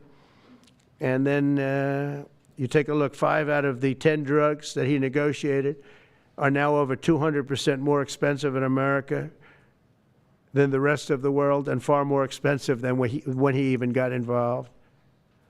Much more expensive than when he got involved. Joe Biden's plan was as you know, because you wrote about it, you don't say it very loudly, but it was a very big failure, was his whole presidency. First, I'm directing the U.S. trade representatives and Department of Commerce to begin investigations into foreign nations that extort drug companies by blocking their products unless they accept bottom line and very low dollar amounts for their product, unfairly shifting the cost burden onto American patients. And we'll be taking a look at that very strongly. The biggest thing we're going to do is we're going to tell those countries, like those represented by the European Union, that, that game is up, sorry. And if they want to get cute, then they don't have to sell cars into the United States anymore. It's a very big subject. And they won't get cute, because I'll defend the drug companies from that standpoint. They were given a price by the European unions and other countries. This is what you do. This is what we're going to pay. We're not going to pay any more. Let America pay the difference, because there was a big shortfall. Let America pay it. And that's what we did, but we're not doing it anymore. Next, my administration will secure what we're calling most favored nations drug pricing. The principle is simple. Whatever the lowest price paid for a drug in other developed countries, that is the price that Americans will pay. And we're using the term other developed countries because there are some countries that need some additional help, and that's fine. I think that's very good. Some prescription drug and pharmaceutical prices will be reduced almost immediately by 50 to 80 to 90%. Big Pharma will either abide by this principle voluntarily or will use the power of the federal government to ensure that we are paying the same price as other countries. To accelerate these price restrictions and reductions, my administration will also cut out the middlemen. We're going to totally cut out the famous middlemen. Nobody knows who they are, middlemen. I've been hearing the term for 25 years, middlemen. I don't know who they are, but they're rich. That I can tell you. We're going to cut out the middlemen and facilitate the direct sale of drugs at the most favored nation price directly to the American citizen. So we're cutting out, Bobby, the middlemen. It's so important, right? You got to do that. They're worse than the drug companies. They don't even make a product, and they make a fortune. It's very smart business people, that I can tell you. If companies make no significant progress toward most favored nation pricing, which we will insist that they do, so I think I'm wasting time talking about it. We're going to insist upon it. And we'll insist, and we're going to help the drug companies with the other nations, because those other nations do a lot of trading with us. They need our trade, just like China needed us very badly. They need us just as badly. We will do whatever we have to with trade, just like we did some great things with trade with India and Pakistan. It really helped the situation, very heated situation. Could have lost millions of people, more than millions, I mean, many millions of people. And they want to do business with America, but we never used our powers that way. We never knew how. We never had people that knew how to do that. We'll also open up America's market to safe and legal imports of affordable drugs from other countries, putting dramatic downward pressure on prices. And if necessary, we'll investigate the drug companies, and we'll, in particular, investigate the countries that are doing this, and we will add it onto the price that we charge them for doing business in America. In other words, we'll add it on to tariffs if they don't do what is right, which is everybody should equalize, everybody should say, pay the same price. And special interests may not like this very much, but the American people will. I am doing this for the American people. I'm doing this against the most powerful lobby in the world, probably, the drug lobby, drug and pharmaceutical lobby. But it's one of the most important orders, I think, that's ever been signed, certainly with regard to health care or health in the history of our country, and it's an honor to be a part of it. And I'd like to ask Robert F. Kennedy to say a few words, please. Thank you. Thank you, Mr. President. This is an extraordinary day. This is an issue that, I grew up in the Democratic Party, and every major Democratic leader for 20 years has been making this promise to the American people. This was the fulcrum of Bernie Sanders' runs for presidency, that he was going to eliminate this discrepancy between Europe and the United States. But as it turns out, none of them were doing it. It's one of these promises that politicians make to their constituents, knowing that they'll never have to do it. And the reason they'll never have to do it is because they know that Congress is controlled in so many ways by the pharmaceutical industry. There's at least one pharmaceutical lobbyist for every congressman, every senator in Capitol Hill, and every member of the Supreme Court. By some estimates, 3. Pharmaceutical companies, the industry itself spends 3 times what the next largest lobbyist spends on lobbying. So this was an issue that people talked about, but nobody wanted to do anything because it was radioactive. They knew you couldn't get it by Congress. We now have a president who is a man of his word, who has the courage. President Trump was taking money from the pharmaceutical industry too. I think they gave you $100 million. But he can't be bought, unlike most of the politicians in this country. And he is standing here for the American people. I don't know what, there's writers like Lord Elizabeth Warren or Robert Reich who are saying that President Trump is on this side of the oligarchs. There has never been a president more willing to stand up to the oligarchs than President Donald Trump. And I'm very, very proud of you, Mr. President, for your courage, I'll say, because I don't want to be crude, your intestinal fortitude, your stiff spine, and your willingness to stand up for the American people. We have 4.2% of the world's population. Our country represents 75% of the revenues for pharmaceutical companies. We spend in our country $1,126 per capita on drugs. In Britain, they spend about $240. They spend 1/5 of what we do. And this is true across Europe. And the drug companies, Europeans, if you ask them, it made no sense what they were saying. America has to pay for this innovation or it's not going to happen. What President Trump is saying to our European partners is you've got to raise the amount that you're paying for those drugs and pay for your share of the innovation. That the United States is no longer subsidizing that. If the Europeans raise the price of their drugs by just 20%, that is $10 trillion that can be spent on innovation, and the health of all people all across the globe is going to increase because we're going to have better products. So I'm just so grateful to be here today. I never thought that this would happen in my lifetime. I have a couple of kids who are Democrats, are big Bernie Sanders fans, and when I told them that this was going to happen, they had tears in their eyes because they thought this is never going to happen in our lifetime, and we finally have a president who's willing to stand up for the American people. Thank you, and Dr. Oz. Thank you, Secretary Kennedy. This is the most powerful executive order on pharmacy pricing and healthcare ever in the history of our nation. And it's only happening because we have a president with the fortitude, the guts to stand up to the withering criticism and lobbying that's going to occur as soon as folks hear about the executive order. So on behalf of the child in Philadelphia who's got an autoimmune disease with a $1,000 a month drug, or the older woman in Los Angeles who's on a blood thinner who can't afford her copay, I want to thank President Trump. God bless you for having the guts to take on this industry. Thank you, sir. Thank you very much. So let's talk about the details a little bit. And this is primarily about equalization, as President Trump said. It's about fairness. Think of NATO as a metaphor.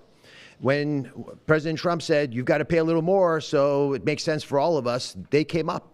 And the European countries contributed. The same thing we believe will happen in this situation. Most people who have thought about this process agree that it is patently unfair to tolerate the numbers that Secretary Kennedy and President Trump have reflected to you. On this chart to my left is a list of the 10 drugs that were negotiated in the IRA. Again, this is the bill, the law, that regulates a negotiation process. This is the best price that was able to be obtained by the Biden administration. And if you look at these numbers, they actually reflect how much on top of the most favored nation price was being paid by the United States. So the closest to me, and Bob, you can point to the Jardiance, the closest one, 289%, the one that's closest to you. That means that we are paying in America 4 times more than that drug costs in other countries. Again, 100% is the baseline. It's 289% above that baseline. It goes all the way down to when we're paying 50% more than any other country. That's the range. As was pointed out by President Trump, half the time we're paying 3 times more than is paid in other countries. It doesn't make any sense for the system. That stated, President Trump has over and over again indicated, and Secretary Kennedy reflected as well, we want innovation. We want our technology partners doing the best they can to make the best solutions for drugs to cure as many people in America and around the world as possible. By getting our allies to pay a bit more, as they should be, and they should have for many years been doing, will course correct a problem that's gotten out of hand. And by doing that in a thoughtful, effective way, we're going to be able to get the pharmaceutical industry whole. Those jobs will still be here, will still be productive, will still be curing cancer and a slew of other ailments that plague humanity. America will still be the leader in this space, but we'll be paying the appropriate amount, the right-sized amount for those tasks. So over the next 30 days, the 4 of us up here, together with people standing in the back of this room who are doing a lot of the heavy lifting, are going to be approaching pharmaceutical companies to talk specifically about what we want the most favored nation price to be based on the best data we have. We're looking forward to a thoughtful interaction with these corporate leaders, many of whom we've spoken to and in quiet will agree the system is not right the way it is. They're patriotic Americans. They want what's right. But the fact that in my lifetime, as Secretary Kennedy said, for the first time, we have a thoughtful and aggressive approach, thanks to President Trump, on taking on the special interests, should give all Americans confidence that this is an administration that stands for fairness, and it should chill the waters for those who believe they can push us away from our North Star, which is to take care of the American people. Mr. President, God bless you. Thank you very much. Thank you. Jay, you want to go next? Sure. Yep. So I teach economics at Stanford as well as health policy. And one thing that's really, really simple in economics is that when you have a persistent price difference for the same product between 2 countries, there is something deeply wrong. And what President Trump has done is a historic measure that should have been done a long time ago. What we're going to do is make sure that those prices become much closer to equal, like a competitive market you'd expect. Right now what's happening is the American people are subsidizing in large fraction the research and development efforts for drug companies around the world by the higher prices that we pay. With this new order, Europe will share the burden of that. And in fact, if you may think of it as like as somehow it's going after drug companies, actually it's helping drug companies.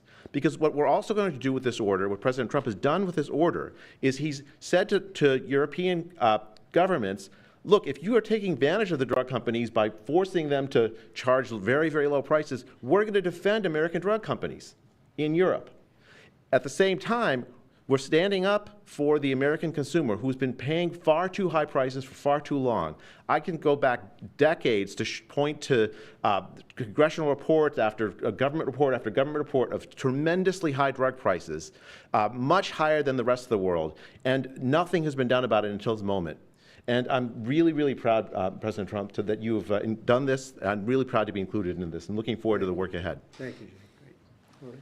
Thank you, Mr. President. On behalf of the many doctors I've talked to about this very issue, thank you for taking the bull by the horns. America will Presidents on both sides of the aisle have talked about this and floated it and said they've wanted to do it, so you've had the courage to do it. Thank you. I've been a surgical oncologist at Johns Hopkins for 22 years, and I have seen patients suffer. We didn't take an oath to heal patients and then watch their life get ruined financially, with their home, mortgage, retirement, going down the drain with GoFundMe campaigns, raising money from church communities and synagogues and friends they haven't seen in 20 years to try to raise money for what? For a system where Americans have been getting ripped off by 10, 12, 15 times higher prices than we see in other countries. The fundamental problem in healthcare is that we've had non-competitive markets. We can do little things around the edges, or we can transform those markets to competitive markets, and that's what this executive order does today. Imagine buying a Ford for $175,000, a regular car, and then hearing that people in London are buying it for $10,000 every day, all day long. That is the craziness of this system.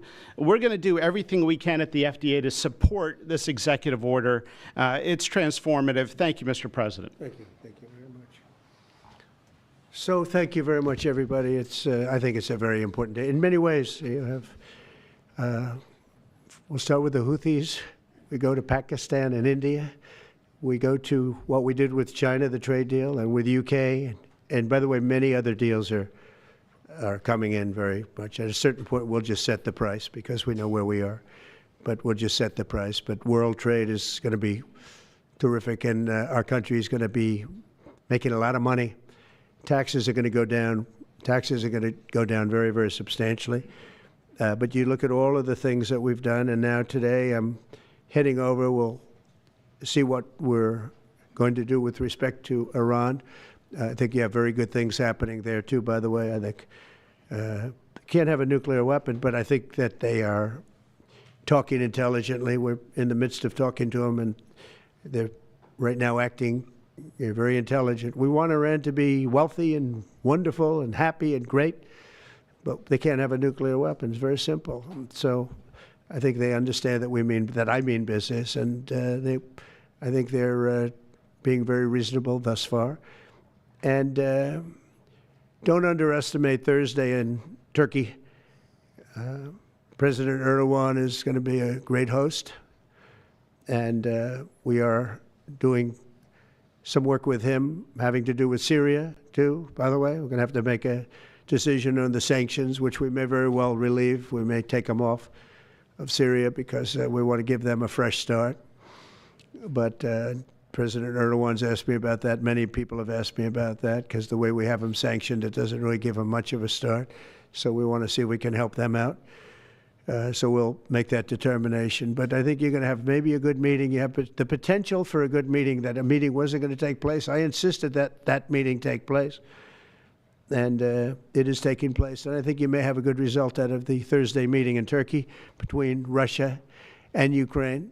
And I believe the two leaders were going to be there. I was thinking about flying over. I don't know where I'm going to be on Thursday. I've got so many meetings. But I was thinking about actually flying over there. There's a possibility of it, I guess, if I think things can happen. But we got to get it done. We got to save 5,000 lives a week. 5,000 lives is really more than that. It's worse than that. And when you see and you don't want to see it, but when you see the satellite photographs of the battlefield with arms and legs and heads all over the place, separated by 30 yards from bodies, doesn't make sense. Doesn't make sense. So we're working very hard to see if we can end that bloodbath. Okay, there shouldn't be too many questions. It's been covered pretty well. Mr. President, thank you for taking questions. Two quick ones for you, starting on trade. If a longer-term deal is not reached with China at the end of these 90 days, can the American people expect those tariffs to go back up to 145%? No, but they would go up substantially higher. Okay, and then on You know, at 145, you're really decoupling because nobody's going to buy. But they can go, they got very high because of additional tariffs I applied during the course because of fentanyl and other things. But no, but they'd go substantially higher. And then on Qatar, Mr. President, I think you will have a deal, however.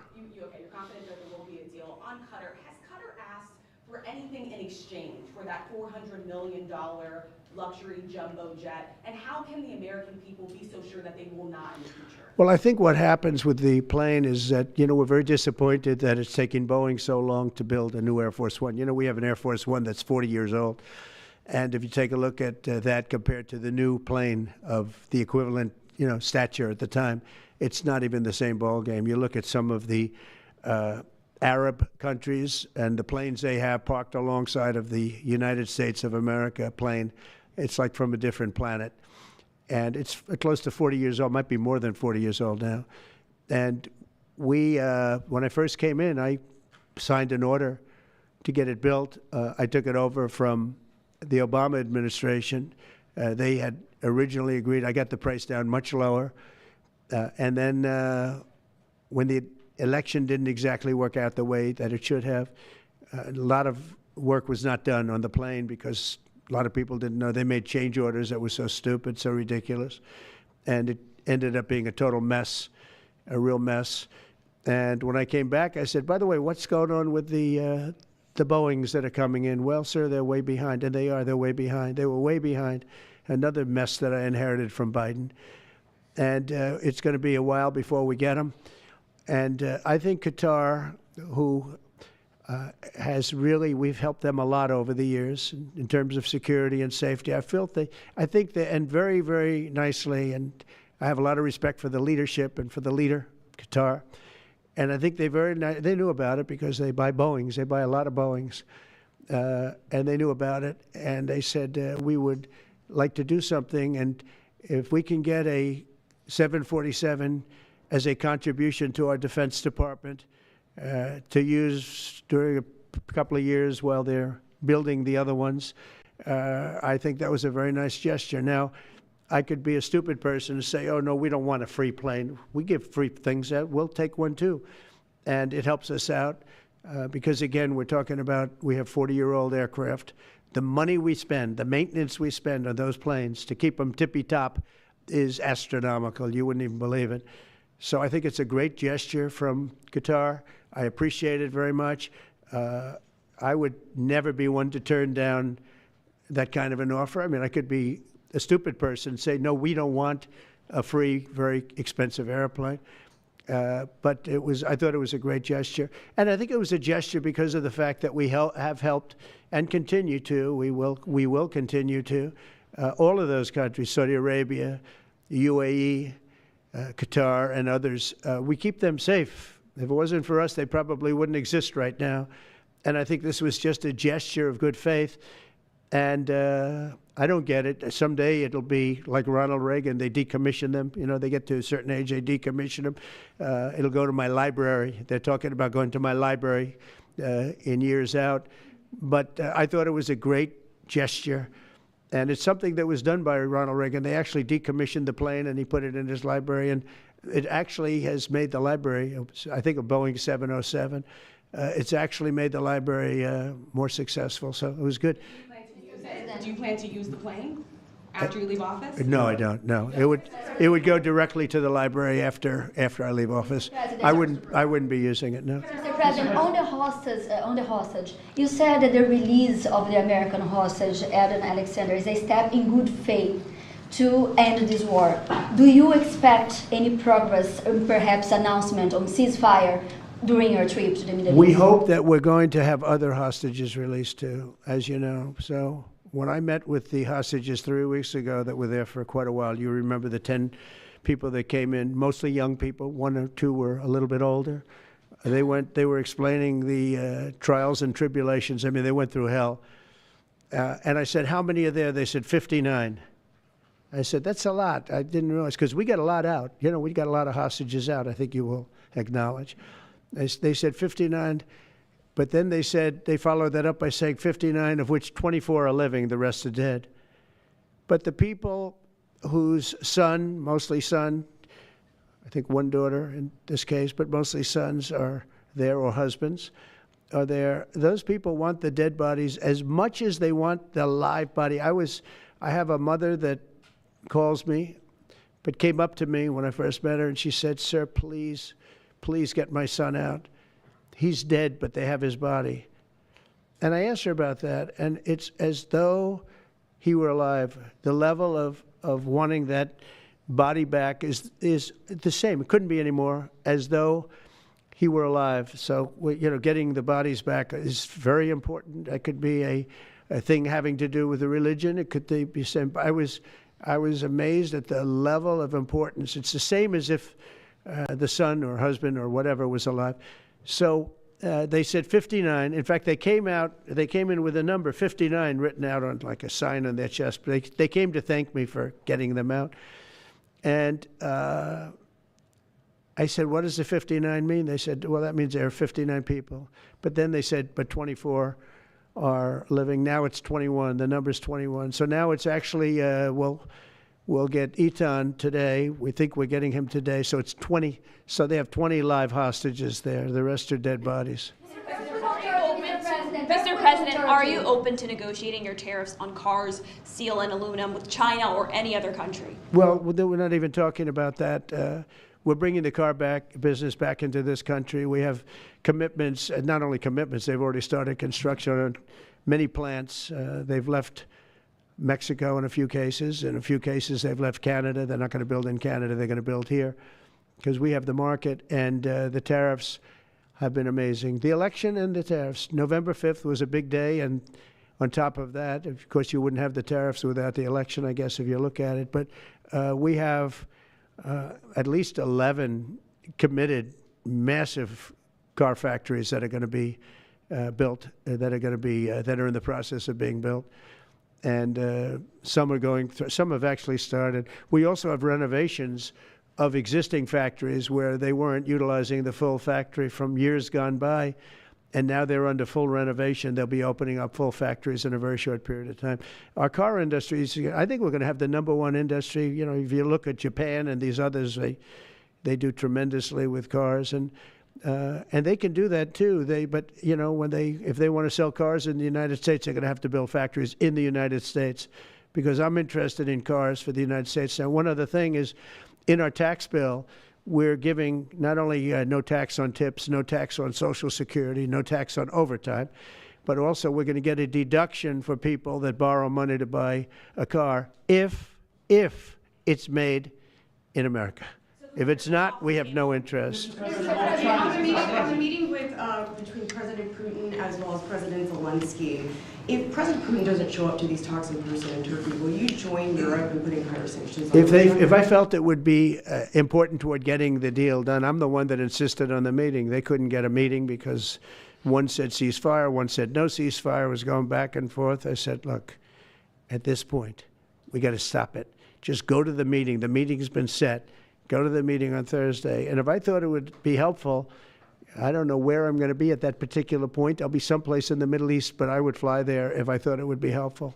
Yeah, please. Refugees. I want to ask you about South African refugees. Dozens of Afrikaners who claim discrimination in their home country are heading to the United States, Right. where your administration is going to welcome them as refugees. Now, this comes as you've halted virtually all refugee admissions for people fleeing famine and war from countries like Sudan, the Democratic Republic of Congo. Why are you creating an expedited path into the country for Afrikaners but not others? Because they're being killed, and we don't want to see people be killed. Now, South Africa leadership is coming to see me, I understand, sometime next week. And, you know, we're supposed to have I guess a G20 meeting there or something, but we're having a G20 meeting. I don't know how we can go unless that situation's taken care of. But it's a genocide that's taking place that you people don't want to write about. But it's a terrible thing that's taking place. And farmers are being killed. They happen to be white. But whether they're white or black makes no difference to me. But white farmers are being brutally killed, and their land is being confiscated in South Africa. And the newspapers and the media, television media, doesn't even talk about it. If it were the other way around, they'd talk about it. That would be the only story they'd talk about. And I don't care who they are. I don't care about their race, their color. I don't care about their height, their weight. I don't care about anything. I just know that what's happening is terrible. I have people that live in South Africa. They say it's a terrible situation taking place. So we've essentially extended citizenship to those people to escape from that violence and come here. Yeah. Please. Mr. President, thank you. Are you letting China off the hook for these 90 days, and do you really believe that they will follow through with non-tariff barriers and remove those? Non-monetary tariffs, yeah. Yeah, I think they're going to follow through. I think they want it very badly. I think they want the deal very badly. Again, this doesn't include the steel tariffs that I put on a long time ago that Biden tried to get off, but he couldn't get them off because it was too much money. You know, I took in hundreds of billions of dollars from China, what a lot of people don't know, but we put on the tariffs originally. And if I didn't do that, we wouldn't have a steel industry today. Now we have a thriving steel industry. It'll be thriving much more with what we're doing because this is the next level. But it doesn't include that, doesn't include cars, doesn't include pharmaceuticals when we do that.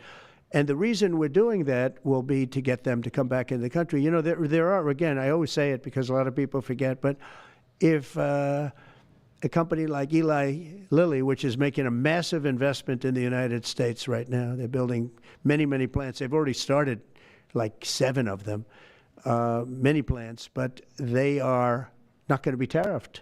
There's no tariff cost. So they're all doing that. They're all coming back to the United States. I mean, I'll tell you what, I hope I get the benefit of watching this because, as president, because, you know, it takes a little while to do this stuff. And we're doing it early in the administration. If you think of it, we have, I believe, if you look at the real total, it's over $10 trillion committed for plants and factories. Other administrations haven't had $1 trillion over a 4-year period, even over an 8-year period. We have over $10 trillion committed in one form or the other over 2 months. Give me a break. I'm here to hear 3, but let's give me a break on the first month. We want to get acclimated. But, you know, but if you think about it, it's really 2 months. And so in 2 months, we have an investment already of over $10 trillion. And other presidents haven't had that done over a year, over 4 years in some cases. It's unprecedented. There's never been anything like it. It's a very exciting time in America. Thank you very much, everybody. Thank you. Mr. President, are you ready to impose sanctions on Russia if Putin doesn't agree with the 30-day ceasefire? I have a feeling they're going to agree. I do. I have a feeling. And we think other countries, let's see what happens. No European countries will be involved, Mr. President, in the negotiations. The budget bill negotiations are taking place. Who in your administration is in charge of that while you're gone? Is it everybody, Bobby, from the standpoint of medical, this group behind me, I mean, I think it's the best group ever assembled. In terms of medical, I think you're going to see a tremendous cut. I don't think. I mean, I know you're going to see it in Medicaid and Medicare. That cut will be massive because drugs are 50–60% of the cost. So Medicaid costs are going down and Medicare costs are going down because of what we're doing today. And there's no. It's not like, oh, gee, well, maybe it won't happen. It's going to happen because the other countries have no choice. Now, the drug companies are going to have to say, listen, if you don't pay more, we're not going to give you the drug, and they're willing to do that. So that's it. They have to. We have to equalize. Mr. President, what is the price controls? Say it. How do you respond to the fact that this? It's not price control. No, no. What was price control is before. If you want to talk about price control, is what they were doing. They were making us pay. They set a price, and they said, here's what we're going to pay. And anything else, charge America. Because at that time, they had a very stupid president, and it really went crazy during the last 4 years. And remember this, the Democrats are the ones that allowed this to happen. They were the ones that were the protector of this pricing system. And I think it's going to be very hard. You'll have to ask Democrats, are they going to vote against the one great, big, beautiful deal that's being negotiated now, tax cuts, et cetera, when now on top of the tax cuts and regulation cuts, all the things, now you're going to say that the price of your medicine is going down by 60, 70, 80%.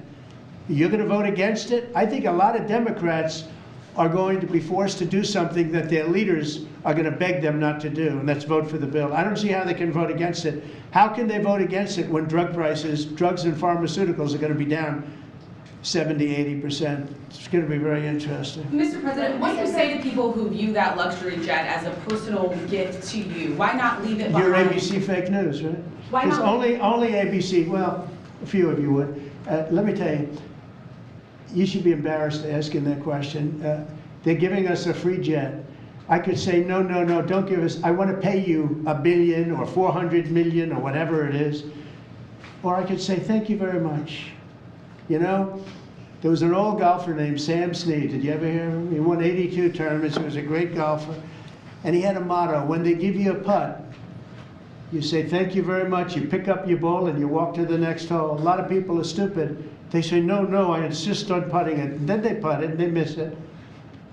And their partner gets angry at them. You know what? Remember that, Sam Snead.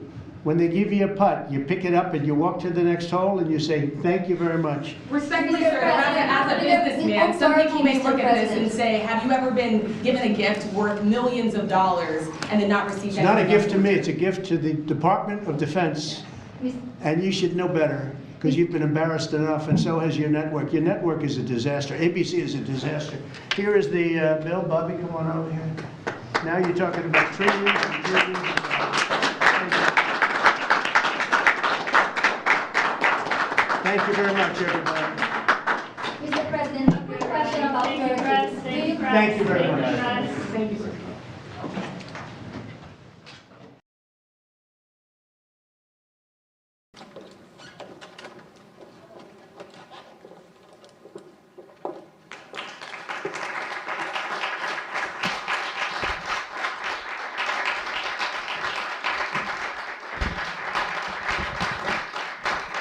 Thank you very much.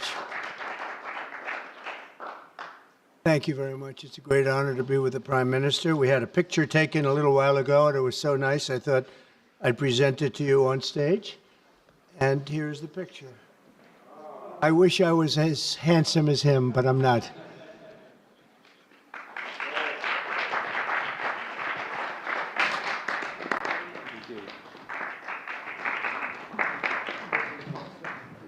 Okay, thank you. Oh.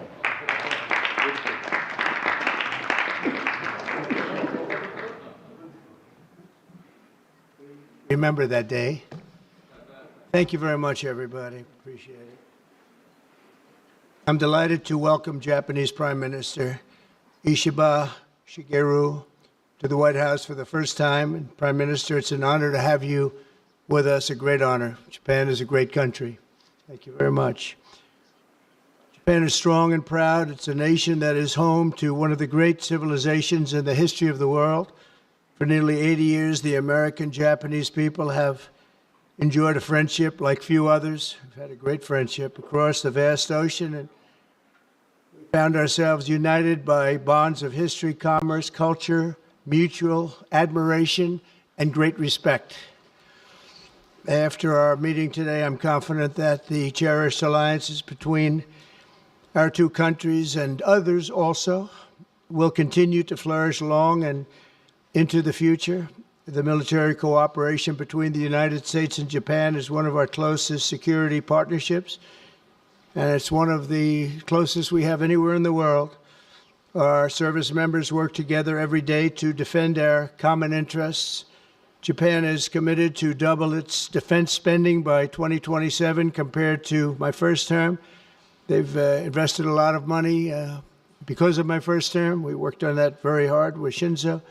You know, the great Shinzo Abe, and we look forward to seeing even more so. Shinzo and I worked very, very long and hard, and those numbers are very reflective after my first term. and now they're going up very substantially based on our conversations today. In addition to being vital for our shared security, Japan is one of the top purchasers of U.S. military exports and equipment. And I'm pleased to say that this week my administration approved nearly $1 billion in foreign military sales to Tokyo. The United States is totally committed to the security of Japan. We will extend the full strength of American deterrence capabilities in defense of our friend and ally, 100%. In the years to come, the Prime Minister and I will be working closely together to maintain peace and security, and I also say peace through strength, and all over the Indo-Pacific. And to that end, we also remain committed to the effort I began in my first term to ensure safety and stability on the Korean Peninsula. Prime Minister Ishiba and I spoke long and hard about a vital economic relationship between our two countries and the continuance of that relationship. The United States and Japan trade over $300 billion in goods and services each year. Japan has invested nearly $800 billion, and that's going to go up very, very substantially in the coming months, more than any other country. And they're going to have some competition. We have a lot of people coming in and investing in the United States. I think the feeling throughout the world has never been stronger about this country.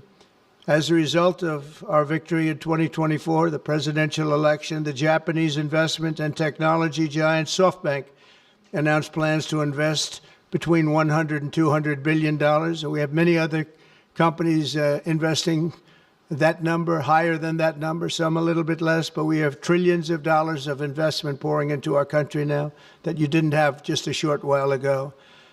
Today, our teams discussed how our two nations can do even more to stay on the cutting edge of artificial intelligence, along with the quantum computing, semiconductors, and other critical technologies. And they're coming out. The problem with technology, that kind, it's obsolete in about 2 days, so we have to start all over again. Doesn't last long. We agreed to cooperate even more closely to combat the Chinese economic aggression, which is quite aggressive.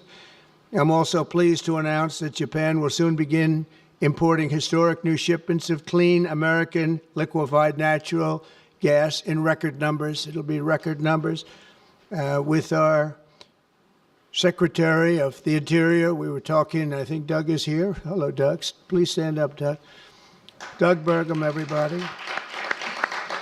We're talking about the pipeline in Alaska, which is the closest point of major oil and gas to Japan by far, less than half the distance of any other location. We're talking about a joint venture of some type between Japan and us, having to do with Alaska oil and gas, and that's very exciting. They're very excited about it, so are we. As we deepen our economic relationship, I made clear that the United States will be conducting trade with all countries based on the principle of fairness and reciprocity. Chronic trade deficits not only undermine our economy, they really do, and we're going to get rid of the trade. We have a trade deficit with Japan of over $100 billion, but we're going to work that out, and I think very quickly, frankly. We can do it just on oil and gas. We can work it out, so we intend to do it very quickly. We both understand that. And as America welcomes new foreign investment, we also want to ensure that companies build their products and factories here in America, not simply buy the assets that we have. And Japan is going to be opening up auto plants. New auto plants are being built currently as we speak. They've just been started. Toyota is one, and Nissan's going to be doing something very exciting about U.S. Steel. They'll be looking at an investment rather than a purchase. We didn't like the idea. U.S. Steel is a very important company to us. It was the greatest company in the world for 15 years, many years ago, 80 years ago. And we didn't want to see that leave. And it wouldn't actually leave, but the concept, psychologically not good. So they've agreed to invest heavily in U.S. Steel as opposed to own it.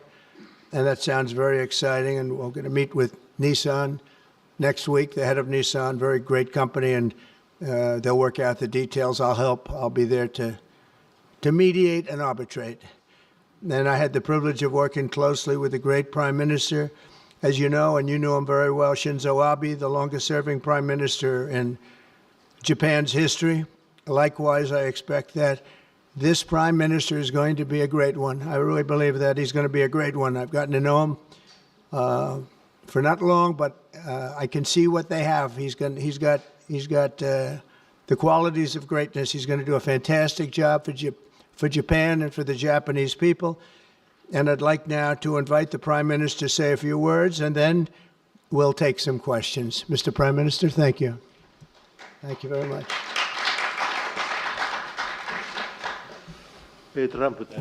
Mr. President Trump, I would like to sincerely thank you for inviting me to the White House today, immediately following your inauguration. I also thank you for your very warm hospitality. I have come to Washington, D.C. with the hope of having a face-to-face meeting and deepening our mutual understanding at this early date with President Trump, who is now leading the United States, the most important country for Japan's diplomacy and security, and aligning our perspectives and visions that Japan and the United States should pursue. What should we do to advance the national interests of both of our countries in synergy and to realize peace and prosperity in the Indo-Pacific? I am convinced that the answer lies in further strengthening the strong and unwavering Japan-U.S. alliance to achieve a free and open Indo-Pacific. President and I concurred to strengthen the deterrence and response capabilities of the alliance and to work closely in addressing strategic challenges that both countries are facing in this region. I conveyed to the President that Japan, as an ally of the United States, is ready to share responsibilities and to play its own role. I also reiterated Japan's unwavering commitment to fundamentally reinforcing its defense capabilities, and we confirmed the unwavering commitment by the United States to the defense of Japan. We reaffirmed that Article 5 of the Japan-U.S. Treaty of Mutual Cooperation and Security applies to the Senkaku Islands, with half of the world's population and approximately 60% of the world's GDP.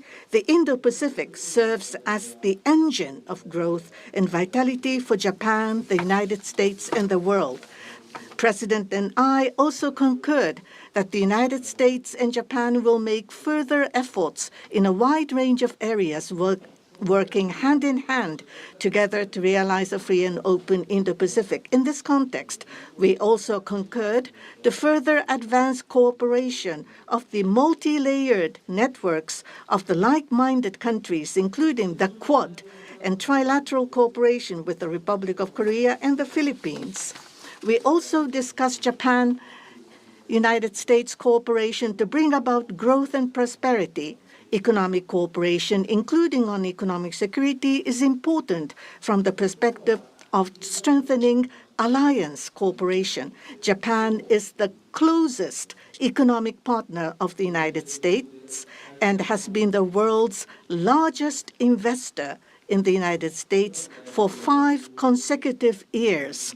Also, with the inauguration of President Trump, the momentum for Japanese companies to invest in the United States is growing even stronger.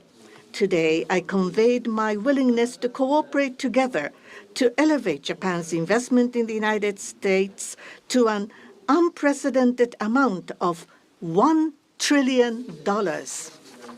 President Trump and myself also concurred to elevate the Japan-U.S. partnership to an even higher level through improving business environment and increasing bilateral investment and employment, strengthening each other's industries, leading the world in developing advanced technologies such as AI and leading-edge semiconductors, and strongly promoting efforts to harness the energy of the growing market in the Indo-Pacific region. We also confirmed that we will cooperate to strengthen energy security between the two countries, including increasing exports of United States liquefied natural gas to Japan in a mutually beneficial manner. Regarding foreign exchange, as in the first Trump administration, close discussions will continue between Japanese and the U.S. finance ministers, who are experts in this field. We also held candid discussions on challenges the Indo-Pacific region is facing.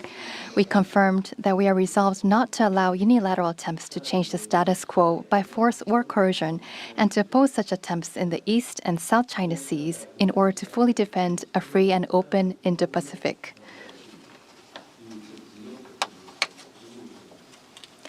We also reiterated the importance of peace and stability across the Taiwan Strait. Regarding North Korea, we affirmed the need to address its nuclear and missile program, which poses a serious threat to Japan, the U.S., and beyond, and that Japan and the U.S. will work together toward the complete denuclearization of North Korea. As the abductees and their families continue to age, I conveyed my strong sense of urgency and determination directly to President Trump and gained his renewed strong support for the immediate resolution of the abductions issue. While this was my first face-to-face meeting with President Trump, we were able to openly and frankly exchange views, and our meeting turned out to be very productive and meaningful. As a result of today's meeting, which marked a new departure for the Japan-U.S. relations, we are issuing a Japan-U.S. Joint Leader Statement. This document will serve as a compass for further cooperation between our two countries. On the basis of these deliverables, I look forward to working together with President Trump, who I respect immensely, to usher in a new golden age of Japan-U.S. relations. I look forward to welcoming you to Japan, and I'm very excited about that prospect. Thank you, Mr. President. Thank you very much. Thank you. Any questions, please? Peter? President Trump, I have two on DOGE. Elon Musk said today, I love Donald Trump as much as a straight man can love another man. What does the First Lady think about that? Oh, I think she'll be okay with it somehow. So, Democratic lawmakers are really upset that DOGE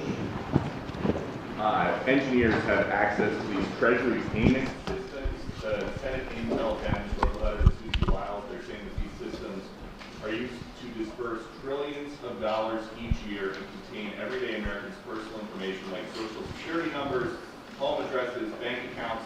Why does DOGE need all of that? Well, it doesn't, but they get it very easily. I mean, we don't have very good security in our country, and they get it very easily. And what we're doing, if you look at what has just taken place with respect to some of the investments that have been made on another agency that people have been talking about for years, but nobody did anything about it, it's absolutely obscene, dangerous, bad, very costly. I mean, virtually every investment made is a con job. There's nothing of value to anybody unless there's a kickback scheme going on, which is possible. And we're going to be doing more and more of that. We're going to be looking at Department of Education. We're going to be looking at even our military. We're going to be looking at tremendous amounts of money, Peter, being spent on things that bear no relationship to anything and have no value. We're talking about trillions of dollars. It will be, in the end, trillions of dollars being absolutely wasted, and perhaps illegally. I would say certainly in many cases illegally, but perhaps illegally overall. And I'm very proud of the job that this group of young people, generally young people, but very smart people, they're doing. They're doing it at my insistence. It would be a lot easier not to do it, but we have to take some of these things apart to find the corruption. And we found tremendous corruption. You mentioned the Department of Education.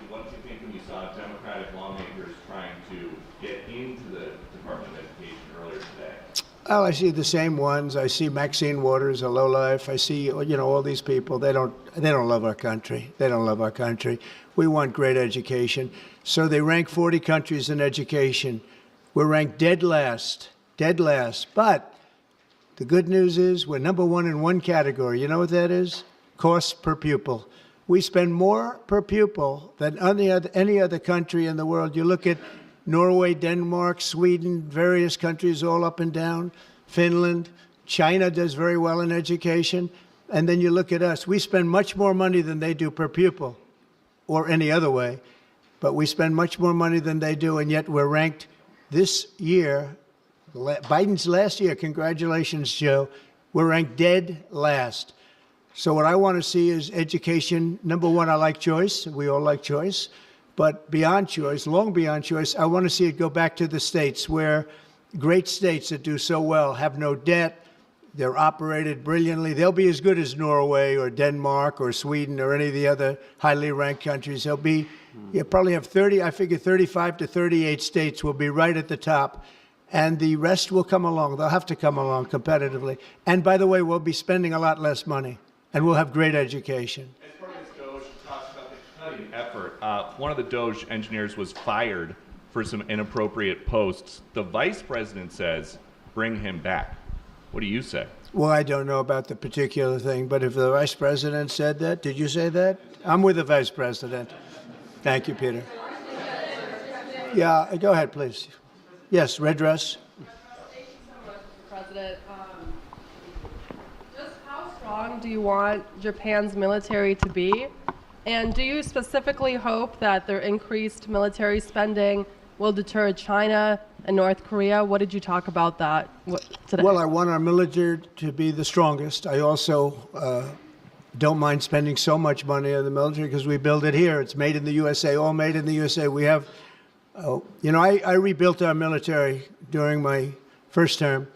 Did a great job. We left some of it behind in Afghanistan, stupidly. There was no reason for that, but it was still as much as it was. It was billions and billions of dollars, but it was a small part of it. But we're going to have the strongest military by far. We have great people. I want to congratulate Pete Hegseth for having gone through the gauntlet. He went through a lot, but he got through, and he's going to be a tremendous, I have no doubt he's going to be a tremendous leader. And other of the leaders sitting here, they're in their own fields. We're going to do something very, very, very great, and we expect great things. But I expect the strongest military by far in the world, far stronger than China, far stronger than anybody, and that's the way it is. Thank you very much. Would you like to ask a question, please? Go ahead. Thank you, Mr. President. Thank you. This is Hiramoto from Nippon Television.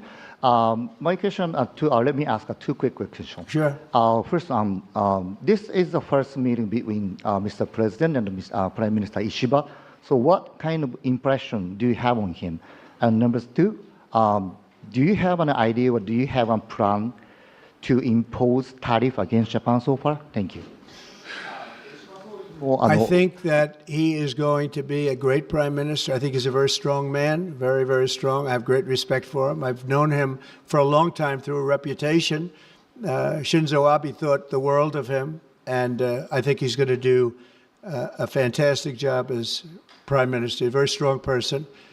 I wish he wasn't so strong. I wish he was a little bit weaker than that, but that's what I got. I have to get strong guys all the time.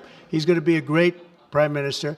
I also, in terms of tariffs, I mean, we're going to have tariffs, mostly reciprocal tariffs, where we go with, and I'm going to be probably meeting on that Monday or Tuesday, have an announcement, probably a news conference, but probably reciprocal tariffs where a country pays so much or charges us so much, and we do the same. So very reciprocal, because I think that's the only fair way to do it. That way, nobody's hurt. They charge us, we charge them. It's the same thing. And I seem to be going in that line as opposed to a flat fee tariff. Okay? Yes, go, please. Please, go ahead. Why don't you go ahead?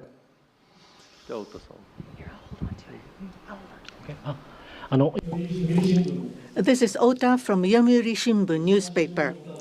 I have a question for Prime Minister Ishiba. So this is your very first summit meeting. What was your impression of President Trump? Were you able to build a good relationship of trust and confidence? In Northeast Asia, there are many challenges, China, North Korea, and so forth. And with President Trump, what did you appeal to him, and what kind of understanding were you able to obtain? On the economic field, there is the acquisition of U.S. Steel, the buy Nippon Steel, and there are expansion of import of LNG. What were the communication discussion did you have with President Trump for the $1 trillion of investment from Japan to investment? What was his reaction? What about your communication on tariff front? This is the first time that I met with President Trump in person. So this was the first time meeting face to face. But for many, many years, I have watched him on television. So it was quite I was so excited to see such a celebrity on television, to see in person. On television, he is frightening. And he has a very strong personality. But when I met with him, actually, he was very sincere and very powerful and with strong will for the United States as for the whole world. I was able to feel that. This is not the sort of polishing or trying to suck up to him. For the world peace and for the regional stability that both of our countries need to play our role and make our endeavors and responsibility. As for the increase of our defense expenditures, it is not that we are told by the United States to do so. Japan, on our own decision, and on our own responsibility, we need to increase our defense expenditures. But of course, we need to communicate and consult with the United States. But the responsibility is with Japan, and the decision is with Japan. Now, on the tariffs, that if it is mutually beneficial, tariffs need to be set. And as for Japan, as Mr. President has introduced to us, an unprecedented investment will be made from Japan to the United States, and so many jobs will be created. So $1 trillion is the target. And this will be to the benefit of the United States, but also to the benefit of Japan as well. Investment is mutually beneficial. So be it with U.S. Steel, as Mr. President says, it is not acquisition, it is investment. So the Japanese technology will be provided, and the better quality products will be manufactured in the United States, and the U.S. Steel will make products which will contribute not only to the United States and Japan, but also to the whole world. It is not one-sided. It will be reciprocal. It will be mutually beneficial. And I believe we were able to share on this, and that is the biggest result that I have seen today. Thank you very much. Go ahead, please. Yeah. I wanted to ask you about that U.S. Steel deal. So you're saying that is this a restructuring of the deal that's happening, and then will you approve? They're doing it as an investment, no longer a purchase. Okay. I didn't want it purchased, but investment I love. And they're going to do a big investment, subject to getting the deal done. And that's they'll be doing you a would big. Approve, where the U.S. I'm okay with that, sure. And for the Prime Minister, what was your argument to the President related to U.S. Steel? And one more on tariffs, Mr. President, if I could. You said on tariffs that you'd like them to be reciprocal back and forth. What was the reception from the Japanese Prime Minister when you said that, or when you talked about it? Well, we didn't discuss tariffs too much. We really discussed many other things, including the pipeline in Alaska, which I think is going to be maybe the most exciting thing with Doug and Chris. We discussed that at length, the pipeline. I mean, it seemed to be of great interest to them. It's we have potentially more oil and gas than in Saudi Arabia, just in Alaska. We have the most of any country in the world. It's a big asset for the United States, but we haven't used it. We go to Venezuela, we go to other places to take oil and gas, and we have more than anybody. It's an amazing phenomenon that took place over the last 4 years. Nobody understands it, including the people that were in charge of it. They had no clue what they were doing. So it was a big problem. They were surprised actually too. They were saying why didn't they wouldn't sell them LNG. They wouldn't sell. Japan wanted to buy LNG, and Biden wouldn't sell it. And I'm trying to figure that one out. Maybe it was the environment. You might answer that question. He's curious about that himself, I think. Thank you very much. If you want to answer that, you may, about LNG, that the United States wouldn't sell you LNG.